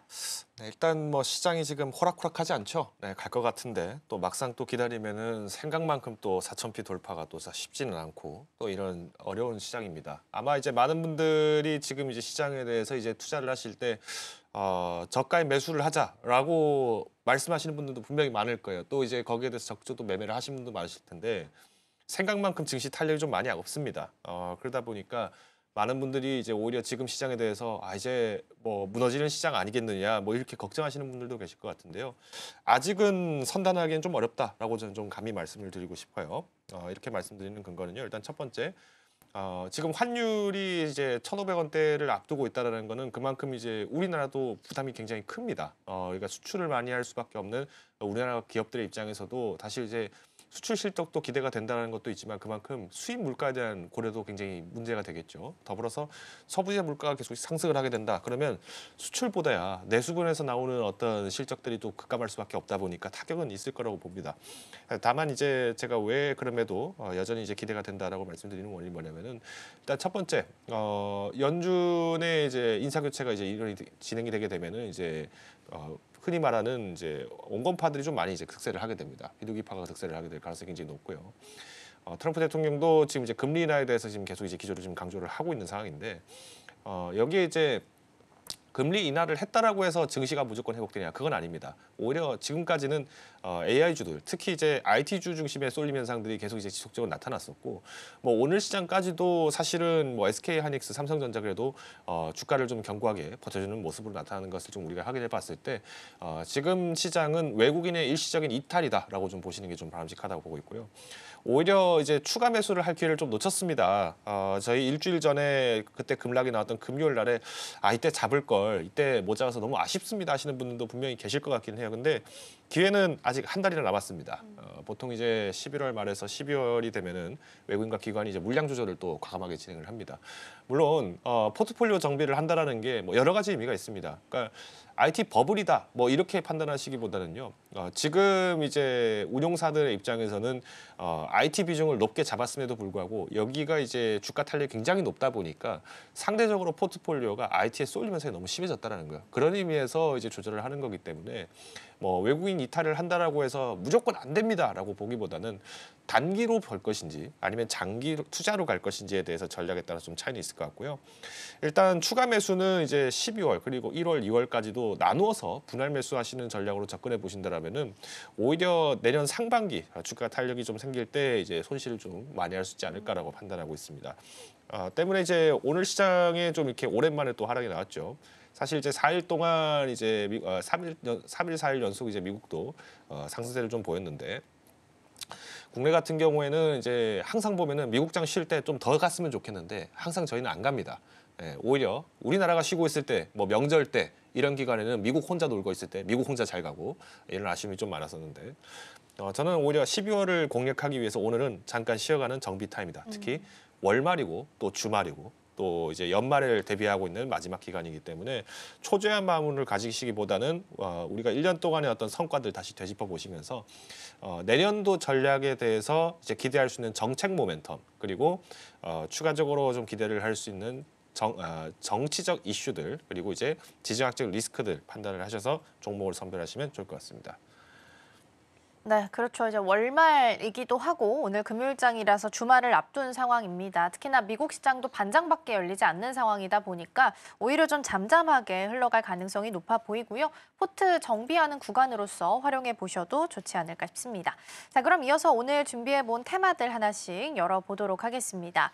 자, 일단 첫 번째 테마는 조선 준비를 해놨는데 오늘 조선 쪽에 힘이 크게 강하진 않습니다. 조선 특히나 이제 한화오션이나 삼성중공업, HD 한국조선해양 등등 대부분의 종목이 좀 빠지고 있는 상황이고 상대적으로 기자재가 좀 그나마 낮긴 합니다. 그러나 이 종목들도 전부 다 힘이 강한 건 아니고 일부 종목들 힘 좀 강하게 들어오고 있는 상황이고요. 그래서 오히려 좀 더 강한 쪽을 들여다본다면 오늘은 로봇 쪽이 조금 더 강한 모습 나타납니다. SBB테크나 SPG 같은 부품단 움직임 나타나고요. 레인보우 로보틱스도 6% 넘는 상승세 현재 기록하고 있습니다. 자, 그럼 두 번째도 열어보겠습니다. 네, 두 번째는 우주항공입니다. 지난 27일이었죠. 새벽 1시에 누리호 4차 발사에 성공을 했습니다. 사실상 반복돼서 나온 뉴스여서 그런지 전후로 해서 관련주들의 움직임이 크게 나타나진 않았습니다. 그러나 이제 정부 주도에서 민간 주도로 우주항공 쪽에서도 변화가 좀 일어난 상황이기 때문에 좀 더 중장기적으로 봐도 괜찮을지 이야기 나눠보겠습니다. 세 번째 열어볼까요? 세 번째는 우크라 재건 쪽입니다. 우크라랑 러시아 쪽에서도 종전 합의에 대한 이야기가 전반적으로 잘 나오고 있습니다. 그러나 이제 어느 순간 또 움직임이 좀 둔해질 수가 있어서 또 시총 작은 종목들이 많이 있다 보니까 이쪽에서는 조금 더 섬세한 전략을 좀 세워가 보도록 하겠습니다. 자, 그러면 먼저 오늘 좀 강한 쪽이 로봇이라서 로봇 쪽 질문을 좀 드려보고자 합니다. 삼성전자도 스마트 팩토리 TF팀 신설한다라는 뉴스도 보도가 됐죠. 이 로봇 로봇 안에서 제한적인 순환매로 돌고 끝이 나는 건지 아니면 이 순환의 그 고리가 점점 더 커지면서 로봇에 대한 힘도 응축을 좀 시켜나가는 구간으로 볼 수 있을까요? 지금은 응축하는 시기라고 저는 보고 있습니다. 그러니까 당연히 이제 로봇주들이 사실은 뭐 많은 분들 아시겠습니다만은 실적이 다 좋지가 않잖아요. 그쵸. 그러니까 이제 결론적으로는 기대감에 의해서 먹고 사는 테마주다라고 저는 말씀을 많이 그쵸. 드리는데 물론 우리나라도 이제 뭐 노동력이라든가 이런 이슈들이 굉장히 많습니다. 이거는 우리나라뿐만 아니라 중국도 그렇고 미국도 그래요. 그러니까 인구가 굉장히 많고 또 산업 현장에 이제 근로고용직이 굉장히 많은데도 불구하고 이런 이슈가 부각이 되고 있다는 거는 장기적인 모멘텀으로 봐야 되는 게 적합하다고 볼 수 있습니다. 근데 사실 이제 제가 계속 이제 로봇주 같은 경우에는 강조를 많이 드렸던 게 아직도 휴머노이드에 계속 집착을 많이 하고 있다는 거예요. 지금 산업 현장에서 필요한 거 휴머노이드 너무 좋죠. 그런데 휴머노이드 로봇을 적용을 했을 때 그러면 일단 인간 형태라는 거는 어떤 이제 발을 딛고 움직이고 이런 활동 면에서는 나을 수는 있어요. 근데 대부분의 공정들은 라인을 따라서 만들어진단 말이에요. 그러면은 결론적으로 로봇이라고 하는 거는 우리가 기승전 휴머노이드가 아니라 기승전 스마트 팩토리가 됩니다. 그래서 오히려 지금은 뭐 액추에이터라든가 이런 부품주들이 조금 강세 보였다가 빠지고 또 다시 보면은 언제 또 뭐 이슈가 있더라 이러면서 잠깐 떴다가 말고 이렇게 하는 원인이 뭐냐면 여전히 기대감이 있다는 거예요. 근데 다만 이제 걱정이 되는 건 뭐냐면은 그동안 이제 로봇주들에 대해서 투자를 했을 때에 대해서 영업이익 개선이 빨리 안 된다. 그러면 금리 인하가 계속 지금 지연이 되고 있는 상황이라면 증시 자금 유동성이 줄잖아요. 그러면 증시 유동성이 준다라고 했을 때 당장 실적이 안 나는 기업을 기대감만 가지고 접근을 했을 때 1년, 2년, 3년 버틸 수가 있을까요? 근거가 약하다는 거예요. 그러다 보니까 외국인과 기관 같은 경우에는 포트폴리오 정비를 할 때 이런 로봇주에 대해서 과감하게 청산하는 종목들도 나오기 시작했다는 겁니다. 그러면 저는 일단 로봇주에 대한 투자는 장기적인 포석으로 봤을 때는 여전히 지금도 유효하다라고 저는 보고 있어요. 그리고 뭐 이제 두산그룹을 한번 예시를 한번 들어볼게요.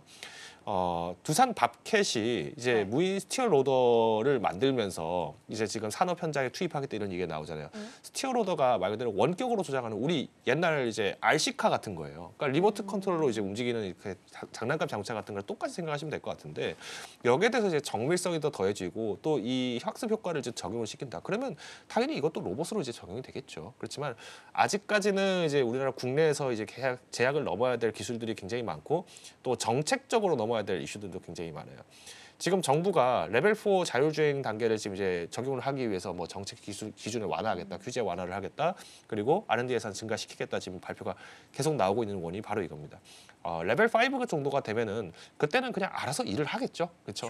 물건 우리 컨테이너 떨어뜨려 놓으면 알아서 그냥 기계 팔들이 다 뜯어서 다 이제 물건 나르고 이렇게 하겠습니다만은 그 단계까지 가기 전까지 이제 테스트 검증을 거쳐야 될 과정들이 너무 많다 보니까 우리가 이제 지금은 로봇주라고 하면은 주로 이제 관절 부분 여기에 지금 초점이 많이 맞춰져 있습니다. 그나마 조금 더 이제 좀 가벼운 단계로 간다라고 하면은 AMR, 그러니까 우리가 흔히 말하는 물류 로봇이죠. 그래서 뭐 사면 같은 기업이 이제 주가가 막 급등을 했다가 떨어지는 것도 보시면 아시겠습니다만은 지금 거의 대부분 산업 현장에서 쓰이는 로봇은 이제 물류 로봇이 굉장히 비중이 큽니다. 그래서 저는 일단 로봇주 같은 경우에는 뭐 기대감 대비했을 때 좀 주가가 선행한 것은 있지만은 우리가 좀 조정 시에는 매수를 해봐도 좋지 않을까라고 판단을 하고 있고요. 다만 이제 좀 우려가 되는 것은 한 가지는 우리가 이제 11월 이제 에이펙이 끝난 직후에 그때 당시 이제 젠슨왕 CEO가 이 피지컬 AI가 굉장히 중요하다 얘기했을 때 그때 로봇주 쏠림 현상이 너무 빨리 왔단 말이에요. 그러니까 피지컬 AI에 대한 강조는 사실 젠슨왕 CEO가 에이펙에 와서 그냥 뭐 그냥 넉살 좋은 소리 하려고 하는 것이 아니라 2022년, 2030년도에도 엔비디아는 이제 로봇 투자를 합니다라고 얘기를 계속 해왔단 말이에요. 그런데 실질적으로 로봇의 몸체를 만들다거나 하드웨어를 만드는 것이 아니라 이 시스템을 돕기 위한 흔히 말하는 백오피스 역할을 해주겠다. 우리가 쉽게 말하면 컨트롤 타워를 세우는데 여기서 서포팅을 해줄 테니까 여러분 시스템 많이 개발하시고 AI 소프트웨어 많이 개발하시고 로봇 많이 만드세요라는 얘기를 한 거예요. 그러니까 부담은 덜어놓고 어떻게 보면 이런 거죠. 자, 미국이 과거에 골드러시 아마 기억하실 겁니다. 금광을 찾아서 막 이렇게 모험을 떠나는 뭐 과거 찰리 채플린 영화도 있었는데 그때 장사가 제일 잘 된 사업이 딱 두 가지가 있습니다. 뭐가 있었을까요? 로봇? 아닙니다. 광산 얘기잖아요. 과거 광산 때 광산을 이제 금광을 캐러 갑니다. 그때 이제 수많은 개척민들이 와서 금광을 캐러 가려면은 뭐가 있어야 될까요? 곡괭이가 있어야 될 거 아니에요. 아, 곡괭이랑 청바지. 그렇죠, 청바지. 아. 이 두 개 회사만 돈을 벌고 실질적으로 금강차 하는 사람은 거의 없다라는 거예요. 그래서 결국 로봇 산업도 승자 독식이 될 가능성이 크다는 겁니다. 그래서 우리가 로봇 산업을 투자를 할 때는 어떤 배후에 누가 있는지, 주주 중에서 뭐 지분을 뭐 예를 들어서 로봇스타 같은 경우에는 뭐 어느 정도 지분을 뭐 LG전자가 갖고 있다더라, 뭐 레인보우 로보틱스는 삼성전자가 든든한 뒷배더라, 이런 얘기가 중요한 원인이 바로 여기 있습니다. 그래서 지금은 로봇주 같은 경우는 펀더멘탈이 강한 기업으로 다시 한번 좀 추종이 되고 있지만은 우리가 또 이제 증시 유동성이 좀 늘어나게 됐을 때 그때는 부품주 탄력이 또 다시 회복을 하기 때문에 지금 포지션에서는 조금 보수적으로 접근을 하시자라고 요약을 드리겠습니다. 네, 그렇죠. 실적이 뒷받침되는 종목들이 많은 섹터는 아니다 보니까 장기적으로 보면 여전히 좋을 수 있겠지만 일단은 지금 구간에서는 약간은 좀 조심할 필요는 있겠다라는 말씀으로 정리해 보겠습니다. 자, 다음으로는 우주항공 쪽으로 넘어가 보겠습니다. 27일 새벽 1시였죠. 이제 발사에 성공을 했습니다. 그런데 전후로 해서 이벤트 전후로 해서 좀 주가 반응은 덤덤한 것 같아요. 그래서 그 이유를 좀 먼저 찾아보자면 어디에 있을까요? 일단 로켓 관련주라고 하면은 결국엔 방산 취급을 받습니다. 근데 지금 우크라이나 종전 기대 가능성이 높아진다 이런 이슈가 나오잖아요. 반대죠. 그러다 보니까 뭐 좋은 건 알겠고 뭐 실적 나올 건 알겠는데 지금까지 로켓 관련주들을 뭐 이슈가 나왔던 거는 다 방산주 아니었나요? 이렇게 돼버리니까 주가 안 간 겁니다. 자, 예를 한번 들어보죠. 네. 우리 하나에어로스페이스. 네.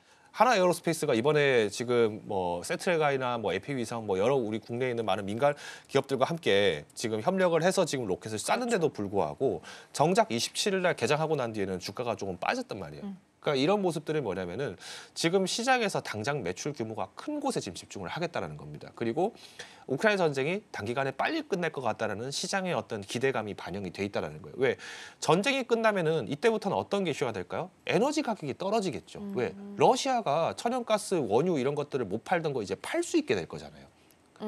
트럼프 대통령이 왜 굳이 우리나라에 와가지고 우리나라 이재명 대통령이 미국 방한했을 때 왜 천연가스 미국에서 수입하라고 했겠습니까? 종전하는 순간 미국 거 비싸게 팔아먹겠다는 거거든요.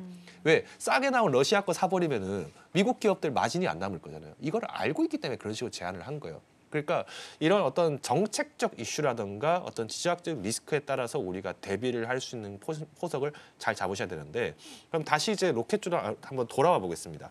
자, 이번에 로켓을 13기를 동시에 발사했어요. 그리고 그 중에서 이제 차세대 중형 위성을 이제 메인 위성으로 해서 우주 환경과 우주 바이오 실험을 진행을 할 거고요. 나머지 큐브 위성 12기를 이제 발사를 해서 이제 뭐 지구 내에서의 환경, 해양 오염 등 이런 자료들을 이제 수집을 하겠다 얘기를 나왔습니다. 근데 이거를 딱 들으시면은 아이디어가 떠올라야 돼요. 이거 군집 위성, 정찰 위성이랑 비슷한 거 아닌가요? 이렇게 생각하셔야죠. 사실 군집 위성은 이렇게 생각하시면 돼요. 이번에 13개를 한 번에 모아서 날려버리는 것도 군집 위성이랑 비슷하지 않나요? 라고 생각하시는 분이 분명 계실 거예요. 원리는 비슷할 수 있습니다. 근데 차이가 어떤 게 있냐면요. 군집 위성은 한 가지 목적으로 만들어진 같은 종류의 위성을 동시에 분산시키는 거예요. 그래서 우리가 뭐 쉽게 말하면은 닭들한테 모이 줄 때 이렇게 막 사료 뿌려주잖아요. 그런 입장으로 보는 게 오히려 군집 위성이라고 보시면 될 것 같아요. 그래서 저는 이 위성을 쏠 때 제가 이거를 이제 실시간으로 제가 중계를 봤었거든요. 이때 이제 우주항공청장님이 원래는 이제 55분부터 1시 15분 사이에 발사를 해야 되는데 만약에 늦어지면은 국제우주정거장이 이제 근처까지 올 수 있기 때문에 빨리 쏘는 게 유리하다고 했어요. 근데 아이러니하게도 1시 13분에 맞췄는데 굉장히 기적적인 확률로 이걸 뚫고 갔다는 걸 보는데 이 얘기를 보면서 왜 우주항공청장님이 그런 얘기하면서 실실 웃고 계셨는가 그걸 좀 알 수 있었던 것 같아요. 그러니까 자신감이 있다는 거죠. 그러면 앞으로 이제 이 로켓주들에 대해서 모멘텀을 볼 때는 지금 우크라이나 종전 기대감 계속 나오잖아요. 전쟁 끝났다고 해서 그러면 방산주 완전 몰락하고 뭐 정찰 위성 이런 거 다 축소되냐? 아닙니다. 전쟁 끝나면요 감시 자산이 더 증가하게 되어 있어요. 왜냐하면 이미 지금 방산에 대해서는 물량을 수주를 했잖아요. 그러면 여기서 수주 규모가 이전만큼 커지진 않지만 오히려 수주 규모 자체가 좀 축소되더라도 매출은 나오겠죠. 다만 정찰자산 같은 경우에는 더 클 수밖에 없습니다. 지금 동부 유럽을 비롯해서 폴란드가 왜 갑자기 한국에다가 K에너지화주포 달라, K투전자 달라고 했겠습니까? 그만큼 어떤 위협이 계속 증가를 하게 되기 전에 여기에 대해서 대비를 하자라는 건데, 자 전쟁이 끝났어요. 그렇다고 러시아가 폴란드까지 한 번에는 못 가겠습니다만은 우회 통로 찾아서 못 간다는 보장은 또 없거든요. 그래서 저는 이제 전반적으로 좀 시장을 봤을 때 지금 지금 우크라이나 종전에 대해서 이제 방산주 축소에 따라 따진 것이 너무 많지만은 지금 우리나라 위성 기술 그리고 이제 로켓 기술 같은 경우에는 굉장히 높은 신뢰도를 갖고 있어요. 그래서 해외 통신사와 연계를 해서 지금 매출을 만들고 있는 기업들. 뭐 예를 들면 인텔리안테크 같은 경우에는 유틸셋이랑 지금 합작을 하고 있는 이 원웹이랑 이제 지금 통신을 지금 하는 걸 지금 만들고 있고요. 또 미국 육군으로부터도 이제 안정성 검증 인증을 이미 2022년 이전부터도 받은 걸로 알고 있어요. 그래서 저는 이제 장기적인 면으로 봤을 때는 이런 통신사 그리고 이제 뭐 5G 기업들 그리고 더불어서 이제 우주 로켓들 여기 기업을 좀 공략해 보시면 좋겠다라고 말씀을 드리겠고요. 마찬가지로 이제 기대감에 대비했을 때 좀 덜 간 거기 때문에 저는 매집 관점에서는 유효하다고 봅니다. 뭐 물론 이제 세트랙 아이 같은 경우에는 이번에 뭐 기술 유출 아니냐 뭐 이런 식으로 좀 기사가 좀 자극적으로 나왔는데 내용을 살펴보니까 기술을 이전한 거는 맞는 것 같아요. 근데 사실 지난 개업한 이후에 이제 회사를 개설한 이후에부터 2026년 동안이나 이 정부 사업을 같이 하면서 발을 맞춰왔던 이 세트랙 아이 같은 경우에도 굳이 유출까지 해가면서 사우디아라비아에 아쉬운 소리 할 것 같지는 않았고요.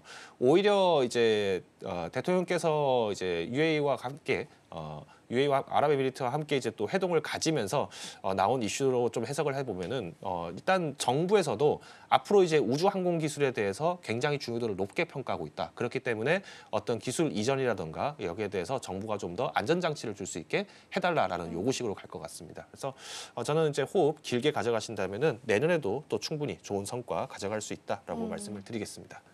네. 그렇게 본다면 일단 정책적으로 봤을 때 방산주랑 재건주가 계속 시소 싸움을 하고 있는 상황이거든요.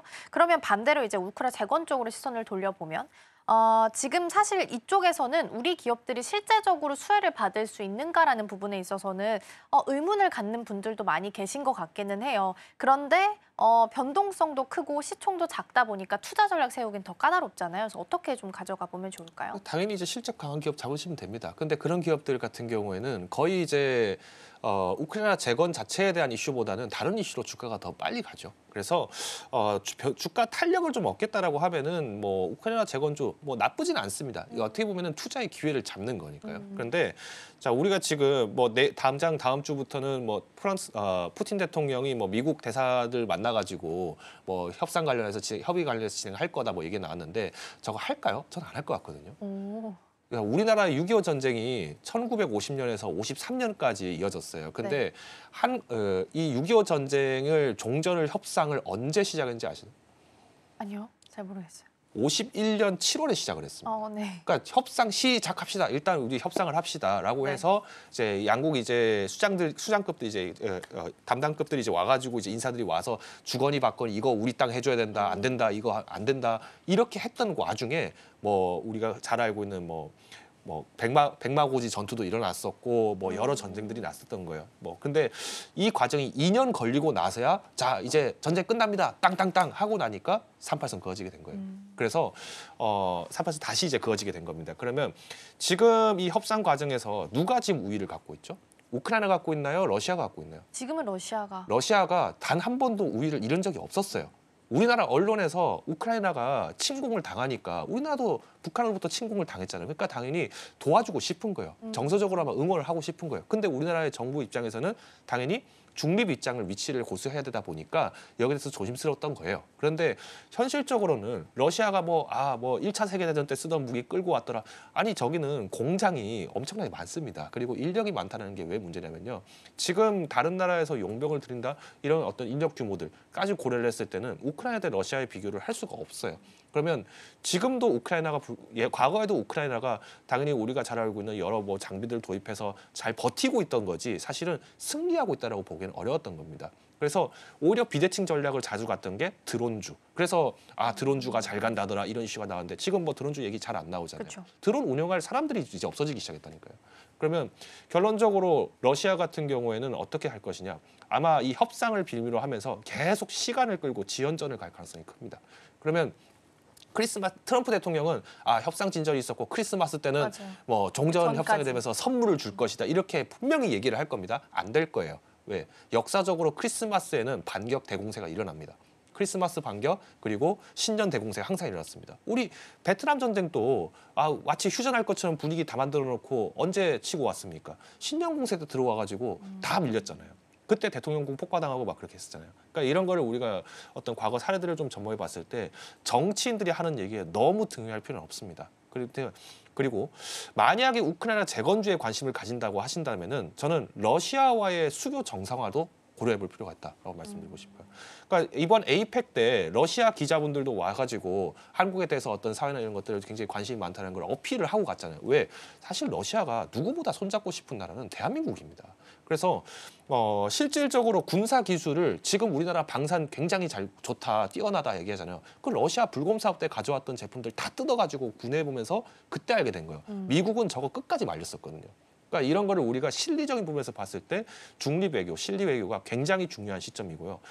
특히 이제 러시아와의 관계가 또 정상화됐을 때 나타날 수 있는 무역 규모가 굉장히 시너지가 큽니다.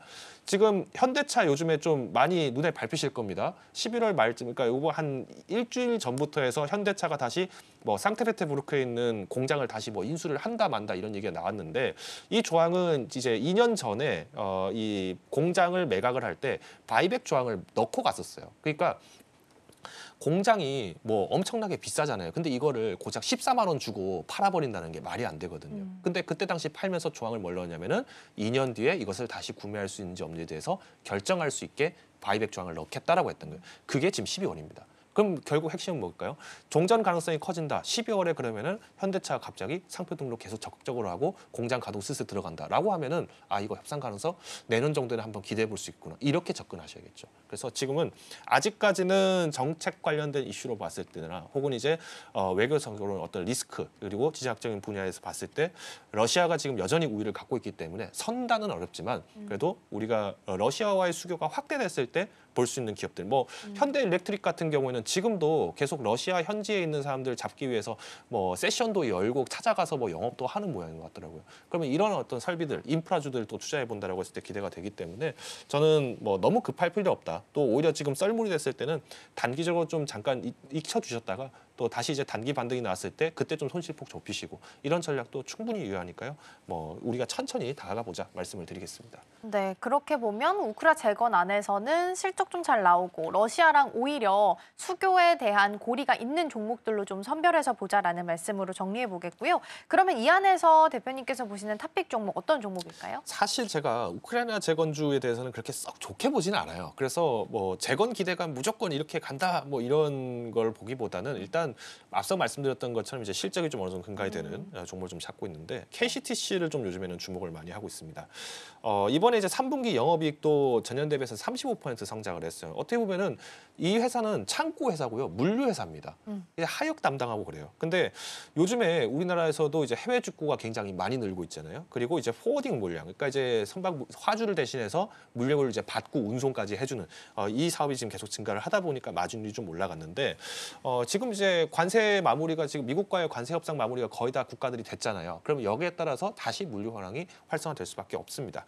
자, 해외 법인도 마찬가지로 지금 성장 가속을 지금 계속 하기 위해서 노력을 많이 하고 있는 상태고요. 뭐 태국, 베트남 그리고 이제 중동까지도 지금 기존 법인들이 지금 진출을 해 있는 상태이기 때문에 이번에 이제 인도네시아까지도 좀 사업을 확장해 본다라고 한다면은 해운 물류가 좀 늘어나기 때문에 매출 가능성이 굉장히 크다고 보고 있습니다. 근데 제가 이거를 굳이 그러면 재건주라고 했을 때 KCTC라고 제가 이 종목을 가져온 이유가 뭐냐면요. 네. 2026년도, 그러니까 내년 상반기가 되면요, 정부에서 북극 항로위를 또 출범하겠대요. 우리 북극 항로위, 이 KCTC가 주가가 또 7월에 잘 갔던 게 바로 이 이슈 때문인데.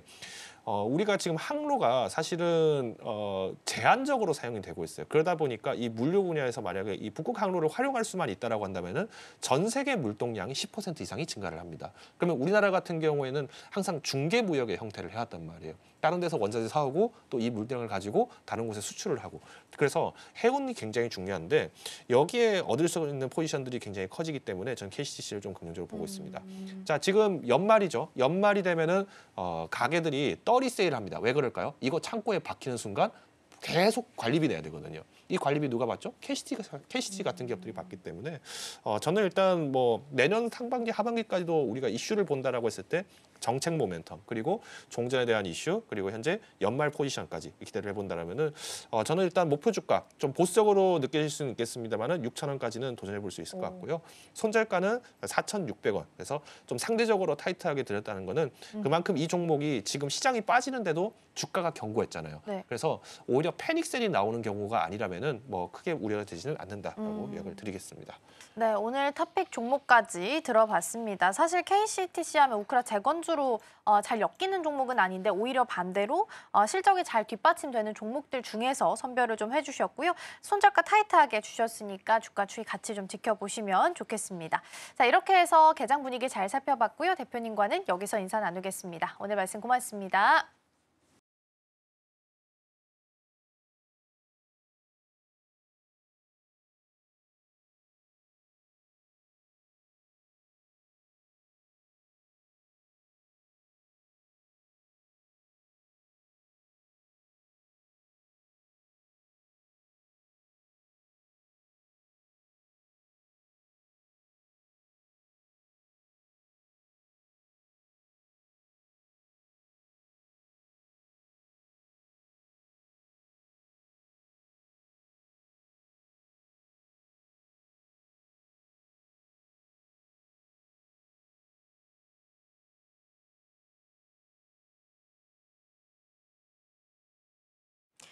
지금 이 시각 시장 상황 한번 체크해 보겠습니다. 뉴욕 증시에서는 추수감사절을 맞아서 하루 쉬어갑니다. 그리고 다음 날에는 블랙 프라이데이를 맞아서 반장만 이어가게 됩니다. 자, 한편 우리 시장은 어제 전강 후약의 장세가 좀 뚜렷하게 나타났습니다. 자, 그리고 이 안에서 어제 4,000선을 넘어주기도 했었는데요. 이후에 기준금리가 동결이 되면서 고개가 좀 꺾이기도 했습니다. 자, 한편 오늘 뉴욕 증시가 아무래도 쉬어가다 보니까 거래량이 좀 줄어들 것으로 보이고요. 이 안에서 업종별 주가 안에서 차별화 흐름이 이어질 것으로 예상이 되고 있습니다. 자, 그렇다면 지수 상황부터 체크를 해보도록 하겠습니다. 자, 일단 우리 양시장 엇갈린 모습을 나타나고 있습니다. 사실 양시장 동시에 좀 출발을 해줬었는데요. 코스피 안에서는 특히 외국인의 매도세도 좀 거세게 나타났고 대형주 중심으로 지금 약세 흐름이 이어짐에 따라서 같이 고개가 떨어지는 모습들이 나타나고 있습니다. 코스피는 3,952선에서 움직이면서 0.86%의 하락세 보이고 있고요. 코스닥 같은 경우에는 900선을 목전에 두고 있습니다. 2.25%의 강세 흐름 보여줍니다. 자, 그렇다면 수급 상황으로 넘어가 보도록 하겠습니다. 코스피부터 살펴볼 텐데요. 앞서 말씀드렸겠지만 외국인의 매도세가 오늘 좀 크게 나오고 있습니다. 4천억 원의 물량을 덜어내주고 있는 흐름들 나타내고 있고요. 개인과 기관이 지금 함께 담아주고 있고 개인의 물량 담아냄이 조금 더 크게 나타나고 있습니다. 자, 그렇다면 코스닥 매매 동향으로 넘어가 보도록 하겠습니다. 네, 코스닥에서는 그래도 아무래도 외국인과 기관의 쌍끌이 매수세가 이어지다 보니까 이렇게 지수의 고개가 좀 들어 올려지고 있는 분위기가 연출이 되고 있습니다. 반면에 개인은 2천억 원 넘게 팔자세 보여줍니다. 자, 그렇다면 오늘 업종별 흐름도 한번 살펴보도록 하겠습니다. 코스피 상승 업종부터 살펴볼 텐데요. 건설 업종이 오늘 또 한 번의 상승세를 보여줍니다. 0.92%의 오름세 시연해주고 있고 운수 창고도 0.88% 그리고 철강 및 금속 0.83%, 보험까지 지금 일단 소폭의 상승세들이 좀 나타나고 있는 상황입니다. 자, 그렇다면 하락 업종으로 넘어가 보도록 하겠습니다. 네, 오늘 아무래도 전기전자가 지금 1% 넘게 좀 크게 빠지고 있습니다. 전기전자 섹터가 지금 코스피 출발했을 때는요. 그래도 함께 소폭의 상승세를 보여주고 있었는데 지금 모두 다 약세를 대부분이 전환하고 있는 모습들이 좀 나타나고 있습니다. 이어서 제조업도 1%대 하락하고 있고요. 유통업, 증권, 섬유, 의복, 화학까지 약세 흐름 시연을 해주고 있습니다. 자, 그렇다면 코스닥 상승 업종으로 이어서 확인해 보도록 하겠습니다. 자, 오늘 코스닥에서는 제약이 굉장히 강합니다. 4%대의 급등세 보여주고 있고 화학 같은 경우에 그리고 제조와 함께 기계 장비까지 2%대의 강세 흐름 보여주고 있습니다. 오늘도 기계 장비 안에서는 로봇 섹터가 어제에 이어서 오늘도 다시 한번 강하다는 점이 현재까지 체크가 되고 있습니다. 자, 그렇다면 코스닥 하락 업종까지 살펴보도록 하겠습니다. 네, 오늘 코스닥에서는 비금속만 0.21% 약한 하락세를 유지해주면서 혼자 자리하고 있다는 점 체크해 보시면 좋겠고요. 저희는 코스피 시총으로 넘어가 보도록 하겠습니다. 네, 일단 전반적인 파란불이 조금 더 많이 켜져 있는 모습들이 나타나고 있습니다. 반도체 투톱이 일단 같이 내리고 있습니다. 사실 한동안 AI 버블론으로 인해서 좀 조정을 받던 게 반도체 투톱이었는데 구글의 새로운 생태계, AI 생태계로 인해서 그 거품이 걷히기도 했습니다. 거치게 되면서 다시 주가가 튀기도 했었는데 오늘은 반도체 투톱 모두 1%대의 하락세를 연출해주고 있습니다. 삼성전자는 10만 1,650원에서 움직이고요. SK하이닉스는 53만 8,000원에서 지나가고 있습니다. 자, 그리고 2차 전지도 오늘 내립니다. 4%대 낙폭을 좀 크게 그려가고 있는 LG엔솔의 모습입니다. 2차 전지는 사실 2차 전지 쪽의 선행 지표라고 불리는 리튬 가격이 최근에 연고점을 찍게 됐죠. 그러면서 다시 2차 전지 섹터가 들썩이겠구나라는 기대감과 함께 어제도 오르는 모습이었는데 오늘은 좀 낙폭이 크게 나오는 모습입니다.